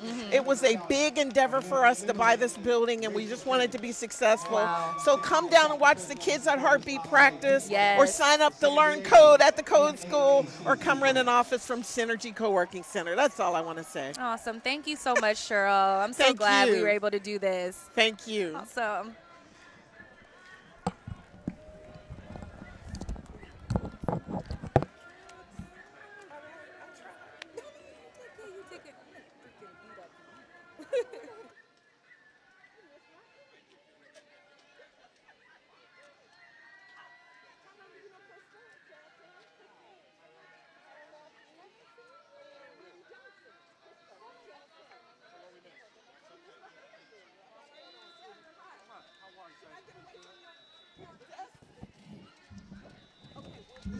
Thank you, Cheryl.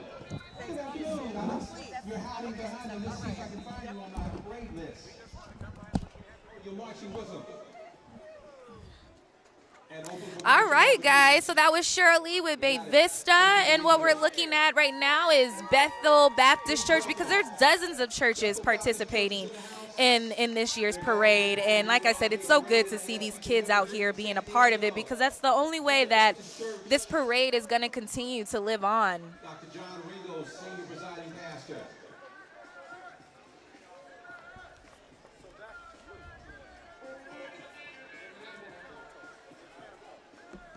Sounds like I hear a little Kirk Franklin and Stomp there in the background.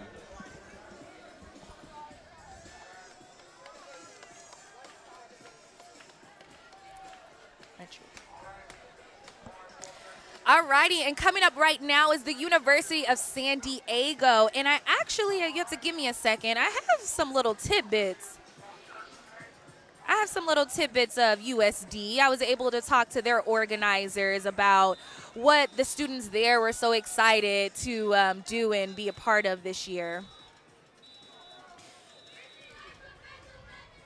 Oh, but first, we got to check out Bethel Baptist Church. It looks like they have a performance going on right now.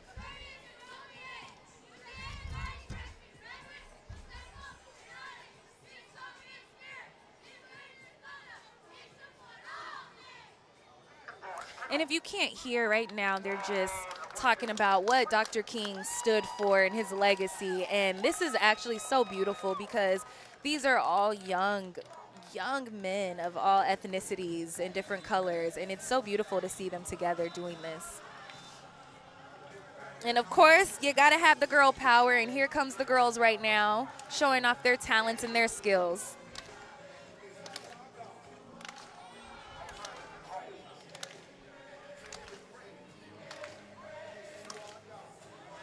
As I was talking with Cheryl Lee, she made a good point that Dr. King's legacy was based off of faith as well. He pushed faith and believing in God and knowing that he has you, your strength, and that's somebody you can lean on. And that's what these little girls are performing, a gospel song right now.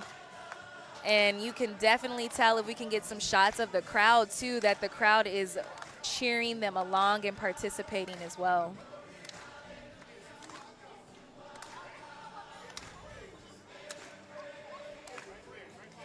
And you have to give these kids some credit, because this takes a lot of courage to get out here in front of all these people to do this performance.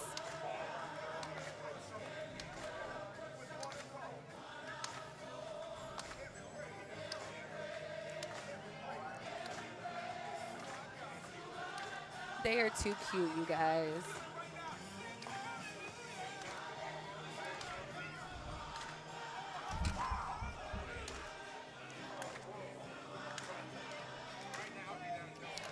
And I want to shout out my team right now, that the ones that you can't see behind the cameras, they are doing so amazing to be able to bring you guys this complete live stream and coverage of the annual Dr. Martin Luther King Parade. We got Zach on the camera, Mario is doing his thing, and we're just so excited to be a part of this and be out here part of the community. But I have to give my team a round of applause, because we wouldn't be able to get any of this done without them. USD's community of scholars are committed to educating the whole person intellectually, physically, spiritually, emotionally, socially, and culturally. USD welcomes and respects those whose lives are formed by different traditions, and they recognize their important contributions to the pluralistic society and to atmosphere of open discussion and discovery. Please welcome the University of San Diego. And these are the faces of students of the University of San Diego, and we're happy that they're out here doing their thing and holding up a banner that says "Honor the Dream," and they participate every year in this parade. There is something I want to shine light on, USD. They actually have 2 graduates that are now astronauts, Matthew Dominic and Dr. Johnny Kim. So what that means, guys, is that they'll be eligible for space flight, including assignments to the ISS, which is the International Space Station, so they can go to the moon and maybe someday Mars. So shout out to USD.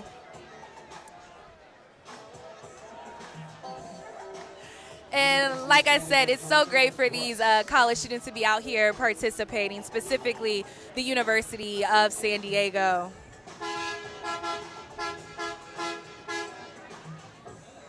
And walking over to me now, I have another guest coming to join me on set. It looks like he is part of the Alpha Phi Alpha fraternity, which is the fraternity that Dr. King was also a part of. You could come on and join me, sir.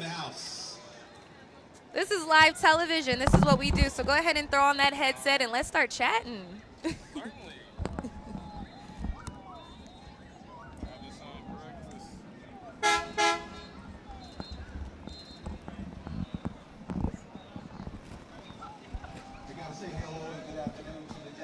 All righty, good afternoon. Good afternoon. Thank you for having me. Of course, go ahead and introduce yourself to our viewers. Who are you? So I'm Fred Jackson. I'm the Southern California District Director of Alpha Phi Alpha.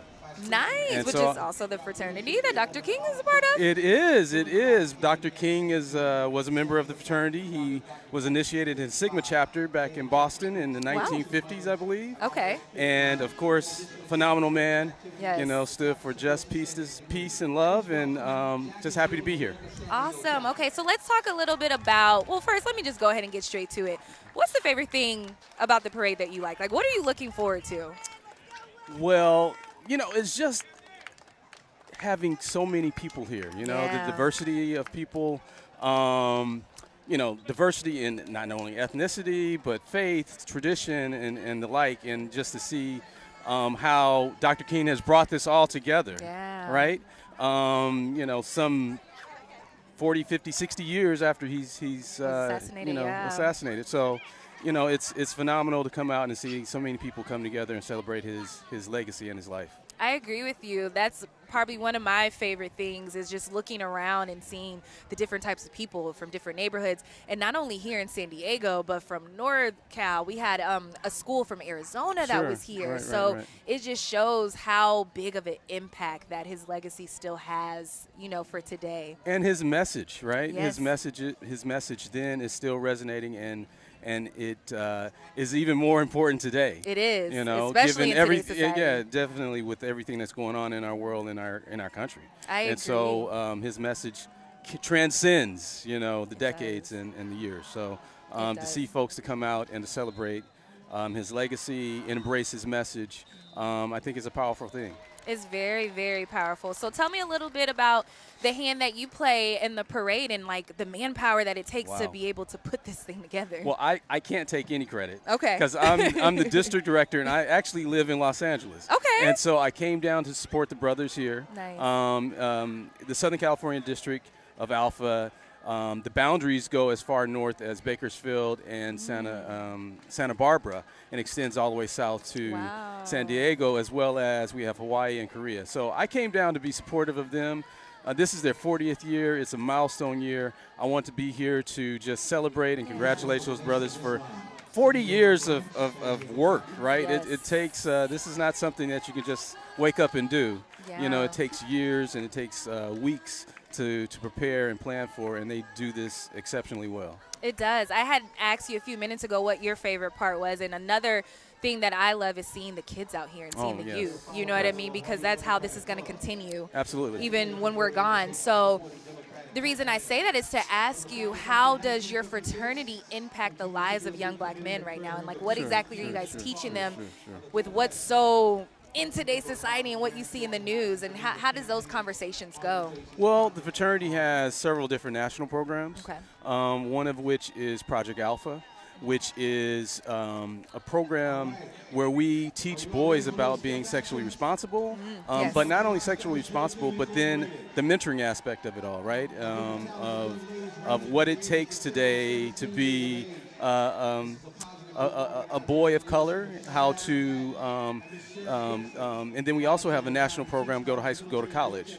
which encompasses a whole range of curriculum, teaching young boys and girls, you know, various aspects of being, about responsibility, about getting good grades, right, and going on to college, and being prepared for life. So those are some of the national programs we do. The chapter here, Zeta Sigma Lambda, they've been doing a phenomenal job. And I'm going to butcher the name of their program, but it's okay. I've been butchering names all day. And but they have okay. a program that's been going on 20 plus years. Wow. Again, a very dynamic group of brothers in this chapter, and that I really commend, and being very entrenched and involved in the community. Concerned about the plight of our community, the plight of young men, and trying to teach them and train them to be very responsible young citizens. Wow. And as we're speaking, I'm looking at these High Steppers drill team. All right, and look at the little look cutie. Wow. Look at the With cuties the fatigues there. on. Right. And as we were just speaking about how important this is to have the youth here, and because these are the things they're going to remember. Absolutely. You know, I definitely remember the times I went to parades as a kid, and it's going to encourage them to keep going and hopefully bring a friend, and then they tell a friend, and it can be even bigger than what it is this year. So it's amazing to see that. Is there anything else you want to leave us with, or any projects that Alpha Phi Alpha is working on? Wow. I mean, we're constantly working and involved in various different aspects in the community, in Southern California. You know, I would just say, you know, in this day and time, again, I think it's incredibly important that people remember and embrace and try to be, you know, try to show love, respect, and peace, right? Yeah. I think those three things, I think, are the things we need to walk away from this weekend. And service, you know, I think exactly. Service is another thing. It's one thing to embrace and have those different characteristics, but you got to go forth and be a servant in the community and try and help someone else. Yeah, you have to give back. I mean, I feel like that's what helps the world go round, and it keeps that humility, you know, within all of us. So I completely agree with you, and I appreciate you talking with me. I do have one more question for you. Sure. Do you have children? I do have 2 children. I have my son is 15. Uh-oh, teenager. Uh-oh. Yes. We're in that age bracket now. Yeah. And then I have a daughter who just turned 12. So, Gotcha.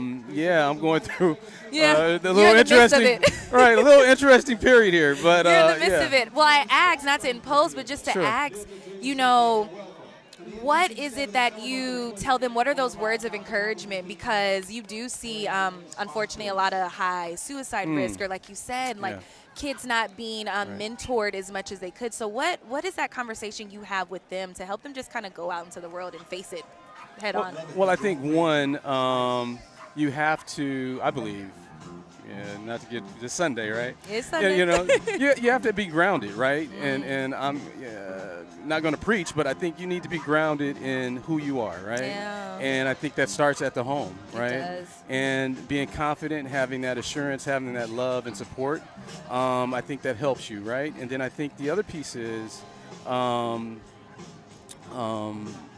terms of instilling in them not only the faith, but to say that, you're in this thing not by yourself. You have a whole community. You have family. You have a community. You have your extended uncles in the fraternity. Right. And others, right? And that whenever you feel that you need some help, you just need to say hey, we're going to rally and come behind you. It's a village, right? Right. And so understanding faith, community, village, and I think instilling that sense of confidence, right? I think That's a lot. key. I think folks needs to understand that you can do it. You're not the first nor the last to be walking this earth. Yeah. And if others have done it, you can do it too. And yes, it might be a struggle, it might be a challenge, but if you fall back on faith, your community and village, you will have the confidence in yourself. And then also, I think other thing, taking pride, right? Yeah. Pride in, Dr. King and others who've gone before us, who've laid the groundwork to know that, I don't come from some junk, I come from a rich legacy, and to honor and respect and to uphold that legacy, and to do my best to, as we were talking about earlier with the kids, to leave a legacy for the next generation behind us. Exactly. So. That's amazing. Thank you again. This is a great conversation. Thank you for having me. I didn't know what we were going to talk about when I came up here. It's okay. A lot of people get camera shy and they're like, what? And I try to make it as comfortable as possible, but you did amazing. You did good. All right. But I will say, you didn't do as good as these cuties right now. I know. Look at them. Look at that. See, I'll need Bengay. Loosen up them knees. Oh, before. Before. This is before. Now, afterwards. I'm trying to see. This is the Diamond Dolls. Wow. This is the Diamond Dolls, and they're dancing in honor of Dr. Martin Luther King Jr. They are fantastic. They are full of spirit and black pride. Yes, they are. Thank you again. I appreciate this so much. Of course.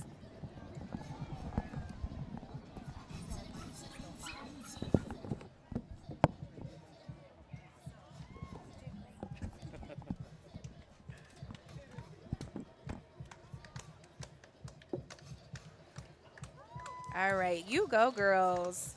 You know what? I actually remember this group from last year, and I think they were my favorite, Mario. I think they were my favorite. Yes. And the reason why they're out here showing these good talents and these good moves is because I have to remind you, this is a friendly competition. And I know you can't see it from here, but if you look to the right a little bit, or I can look to my right, there are some trophies back there. So they're going to be awarding the best float, the best performances. And look at that little cutie behind, bringing up the rear. You go, girl. You go, Miss Thing. So gorgeous. And it takes so much courage for these little boys and girls to come up here and to show how hard they've been working for how many weeks or months to do this. So that was amazing. Thank you, ladies.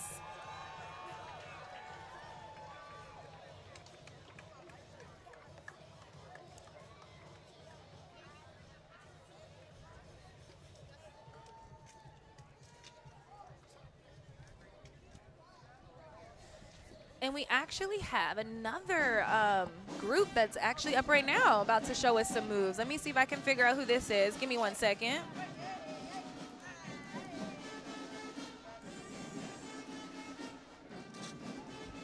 If I'm not mistaken, this actually might be the Heartbeat Music and Performing Arts Academy, if I'm not mistaken. Oh, okay. Okay.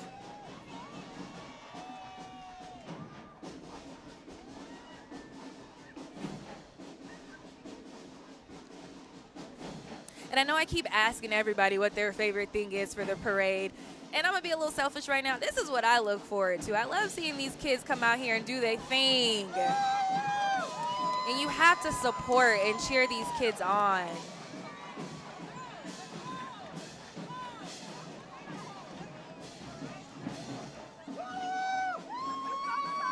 And this is the Heartbeat Music and Performing Arts Academy. They're committed to creating outstanding musicians and performers. They're focused on creativity through the environment of music. Their programs are designed to provide goals. So it's not just them participating, they actually help set goals for these kids. They believe that those goals are most transparent when they're connected to a plan.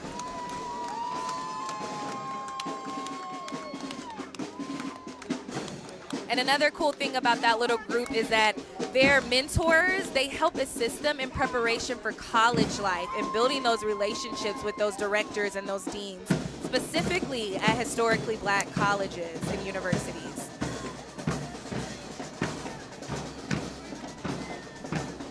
Those kids are the ones that are in our building.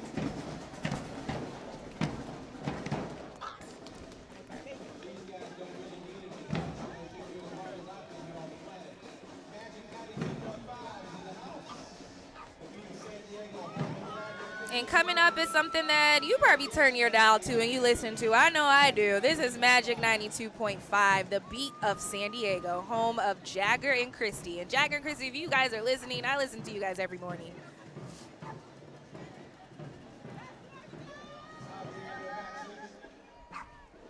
And as I mentioned earlier, a lot of these schools and these drill teams and these bands, they're out here competing for a trophy and honestly bragging rights. And I know it takes so much time for these people to put in the work and the hours and the rehearsals. So it's really cool to see them come down here and finally put it up on display. And then let's also recognize those parades. One of my favorites was the welded Liberty Bell, which took those students thousands and thousands of hours to even do.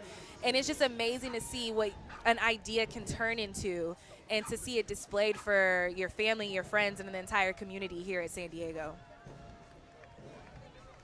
And just to remind you, we're about a good hour or so in. We're down here at the Embarcadero. The parade route is going down Harbor Drive right now. And it's safe to say it's not too late to come out here, guys, if you want to. There's some food trucks down the street. I'm here if you want to come out and speak to me. And the parade goes on until about 5 p.m. and I'm pretty sure there's going to be some other things going on after. But it's just great to kind of see your neighbors come together and put something together like this and display their talents and their skills. But not only just here in San Diego, but there's people coming from all over, Arizona, Northern California. This is one of the largest parades, not only in our state, but in the country. And this is the 40th year, and I expect it to go on for many more.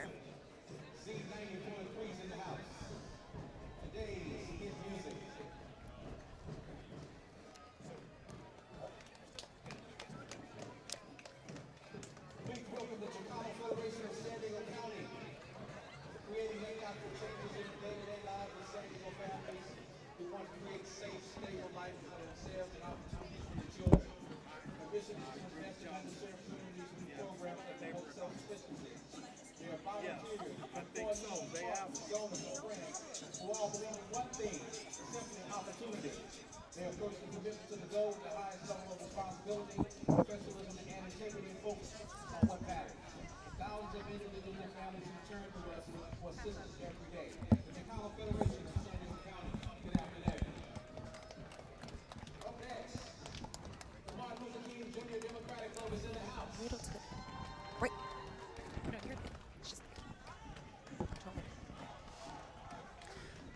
righty, and as we continue to go on for this parade, I've had plenty of people come down and talk to me, which is always exciting because it's good to learn the people behind the parade, but also the people that are participating in it. So go ahead and introduce yourself and tell us, our viewers, who you are. Absolutely. Rudolph Johnson. I'm the president and CEO of the Neighborhood House Association. We're one of the largest nonprofits in San Diego. We service south of Temecula to the Tijuana border to the eastern edge of El Cajon. 22 social service programs under a continuum of care model, and it was our pleasure to be here today. It was, and correct me if I'm wrong, I remember seeing you guys participating in the parade. Did you have the little kitties dressed in? Okay, yes. Talk a little bit about that. So every year we serve around 6,000 0 to 4-year-olds in our early Head Start and Head Start programs. We wanted to bring an assortment of those children out, representing the community at large, and to help us celebrate this legacy of Dr. Martin Luther King Jr. Amazing. And I think what I noticed is some of them were dressed up. So did you guys encourage them to dress up what they wanted to be when they were older? Or? So by site, we have about 60 sites in the San Diego County.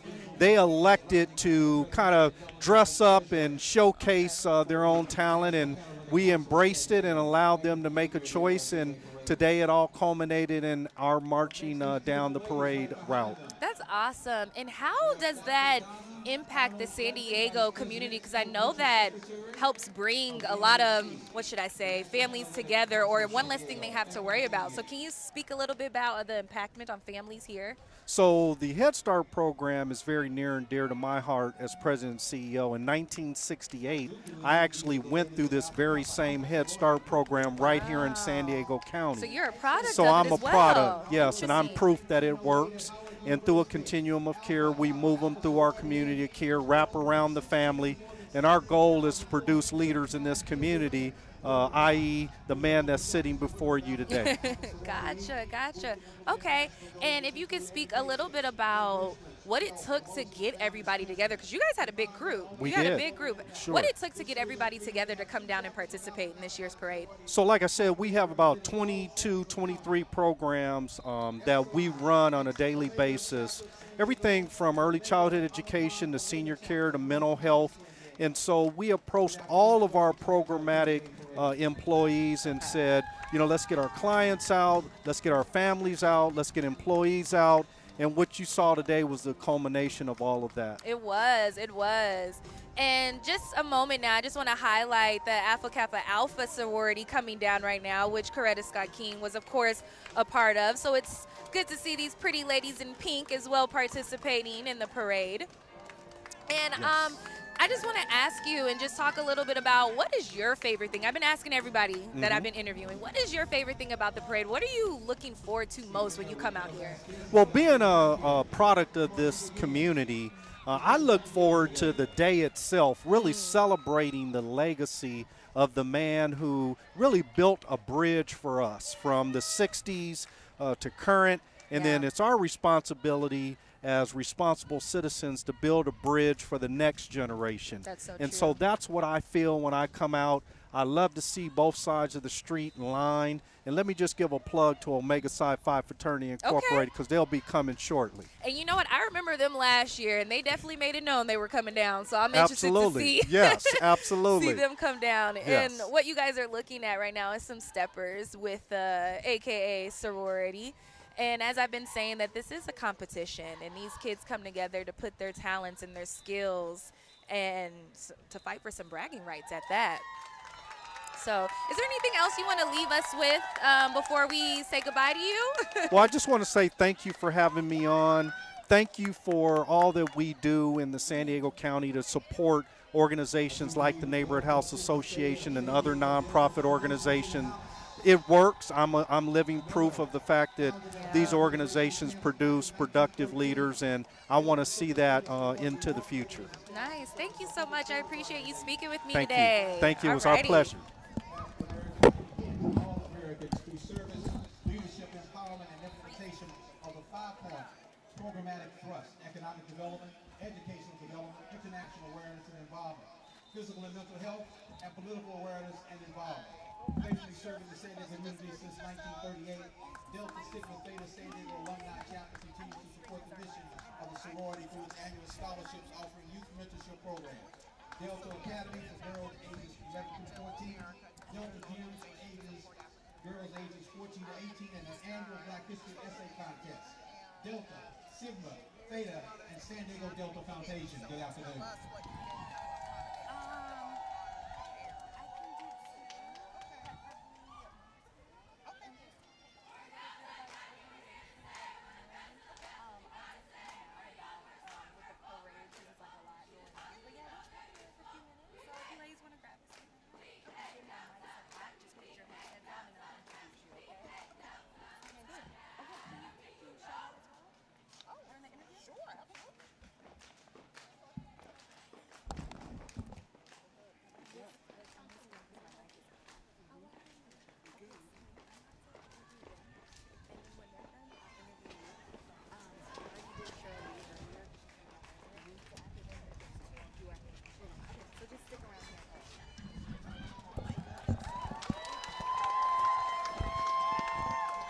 And again, these kids are brave and have so much courage to come out here and show their talents and their skills. And if Mario wants to cut to me, I put on Mario's jacket. Because it's cold out here, y'all. What happened to the sun? I am freezing. No. It's all fun and games. But I did have to put a coat on because I don't want to get sick. And they need me at work this week. But I want to go ahead and turn attention to these two lovely, beautiful women. And let me go ahead and fix this for you because we want to make sure you look good on air. Thank you. You guys look good. Matter of fact, do you mind scooting over a little bit towards me? Sure. I know you're going to feel a little crazy in the head, but that's the voice that you hear is Mario. Okay. Hi, Mario. Hi, Mario. He's just going to help direct everything. But tell me a little bit about who you are and why you're here in your organization. Great. Well, my name is Antoinette Marbre. And I'm Shantae Hobson. So nice to meet you. Hi, and we are both proud members of Jack and Jill of America, the San Diego chapter. Jack and Jill of America is an organization that specifically was founded to support African American families and youth, to help them develop leadership skills, have a sense of their identity, and to develop into young men and women who can better society. Which is absolutely amazing. And okay, I have to say this because I did shout out AKA. I have to shout out the Deltas because they're going to kill me, and I have families who are Deltas. Get that? They were just here showing off and doing their steps too, so we're happy that they're able to be a part of this parade this year. And then go ahead and introduce yourself, ma'am. My name is Shantae Hobson, and I'm also a mother and a member of Jack and Jill of San Diego as well. Okay, I'm going to start the question off just with something a little fun. What's your favorite part about the parade? What gets you down here every year? You know, it really is sharing this moment with family, with my children and with my sisters and Jack and Jill, and just being out in the community. So it's just a time to come together, and it's so much fun and so meaningful. I completely agree. And you guys said that your children are here with you, right? Yes. And because it's a learning experience, we started this day on the bus and started as a teaching moment for our kids about, you know, how we as African Americans used to have to sit in the back of the bus, and how people have fought and died just for us to have that right. And so that's how we started today. And I think all of our kids are learning about our heritage as well. They are. Like, been interviewing all day, and I always bring it back to the kiddies and to the children because we're at the 40th annual. For it to be 80th annual, they have to be here. They have to be a part of it. They have to be excited about it, to tell their friends to come, and it's just going to grow even more. You know what I mean? Yeah. So tell me a little bit about what your organization does and how it impacts the community here in San Diego. Oh my goodness. So Jack and Jill was founded, it was actually founded on the East Coast in Philadelphia in 1938. A group of African American mothers came together really with the goal and desire to create opportunities for their children. Right. Since that time, we have grown to over 240 chapters across the country, still with that same goal and aim, to provide leadership development opportunities, cultural development opportunities, and service opportunities for ourselves and for our children. Right. And so that happens through a variety of programs that we do each year: community service programs, cultural programs to help them understand about health and wellness, and also service to the community. True. Yeah. True. And I'm glad that you said that because there's actually a young man I'm speaking with right after you guys. It's also holding these corporations and housing accountable because I know we're, 40, 50, 60 years after the civil rights movement, but a lot of racial disparities still rings true to today. So it's so crucial Absolutely. that you guys' program is still kicking, it's alive, And we it's don't helping want to people. go backwards. Definitely we don't want want to look forward and make sure you can't move forward unless you know where you came from, right? Exactly. And that's another reason why it's so good to have these kids out here in the parade, because it is kind of like a little history lesson. You know what I mean? And you learn every time I come out here, I learn something new about Dr. King. Right. Like his ties to San Diego that I had no idea about. Absolutely. And I'm like, whoa, Coretta Scott King has been here to push for things. And I'm like, this is absolutely amazing. Yeah. Right. Wow. It does. It makes that history real for our kids. It And does. This year, one of the things that we're doing in our organization is actually reenacting some of the civil rights marches and speeches. Wow. So that it can become realer for them. I mean, our kids obviously were not alive during that period of time, and they can read about it or hear about it in school, but to actually put on the clothes, to read the speeches, to talk amongst ourselves about what it meant, to talk to family members who were there, it makes it real for them. And so this year we particularly wanted to use that as a theme, and it's a lot of credit to our mothers who organized that, including Shantae, but it's been a really meaningful experience for our children. That's so powerful. And you guys brought something, and I want Mario, if you can, or just hold it up right here in the center and just talk a little bit about this picture. Well, this is a picture from the march from Selma, and I'm sure everybody remembers this from history. But it was a powerful moment about voting, and this is how there were 2% of African Americans that were registered to vote in Alabama at this time, and so they organized peacefully and marched for days, not minutes, not hours, but days, in order for us to have a right to vote. Right. And so this is very powerful and very important for people to know that people died so that we could have the right to vote. Right. Correct me if I'm wrong. Is this the march that went over the Edmund Pettus Bridge? It is. And the reason why I say that is, we can put this down. The reason why I say that is that I actually been there. I don't know if you ladies had a chance to go. I have not. I have been there, and it is literally a step back into the history book. And there's people out there for free telling you about that day that was there as children about that day. So if you parents watching or kids, if you guys want to go and see that, I highly recommend it, or even going to Memphis where he was assassinated, because you can learn so much there. But another cool thing is here in San Diego, we have a couple places you can go to and learn a lot more about Dr. King. So I appreciate talking to you ladies. Thank you so much for taking the time out. And I appreciate everything that you guys do for the community as well. Well, thank you so much. You're so welcome. You're welcome. All right.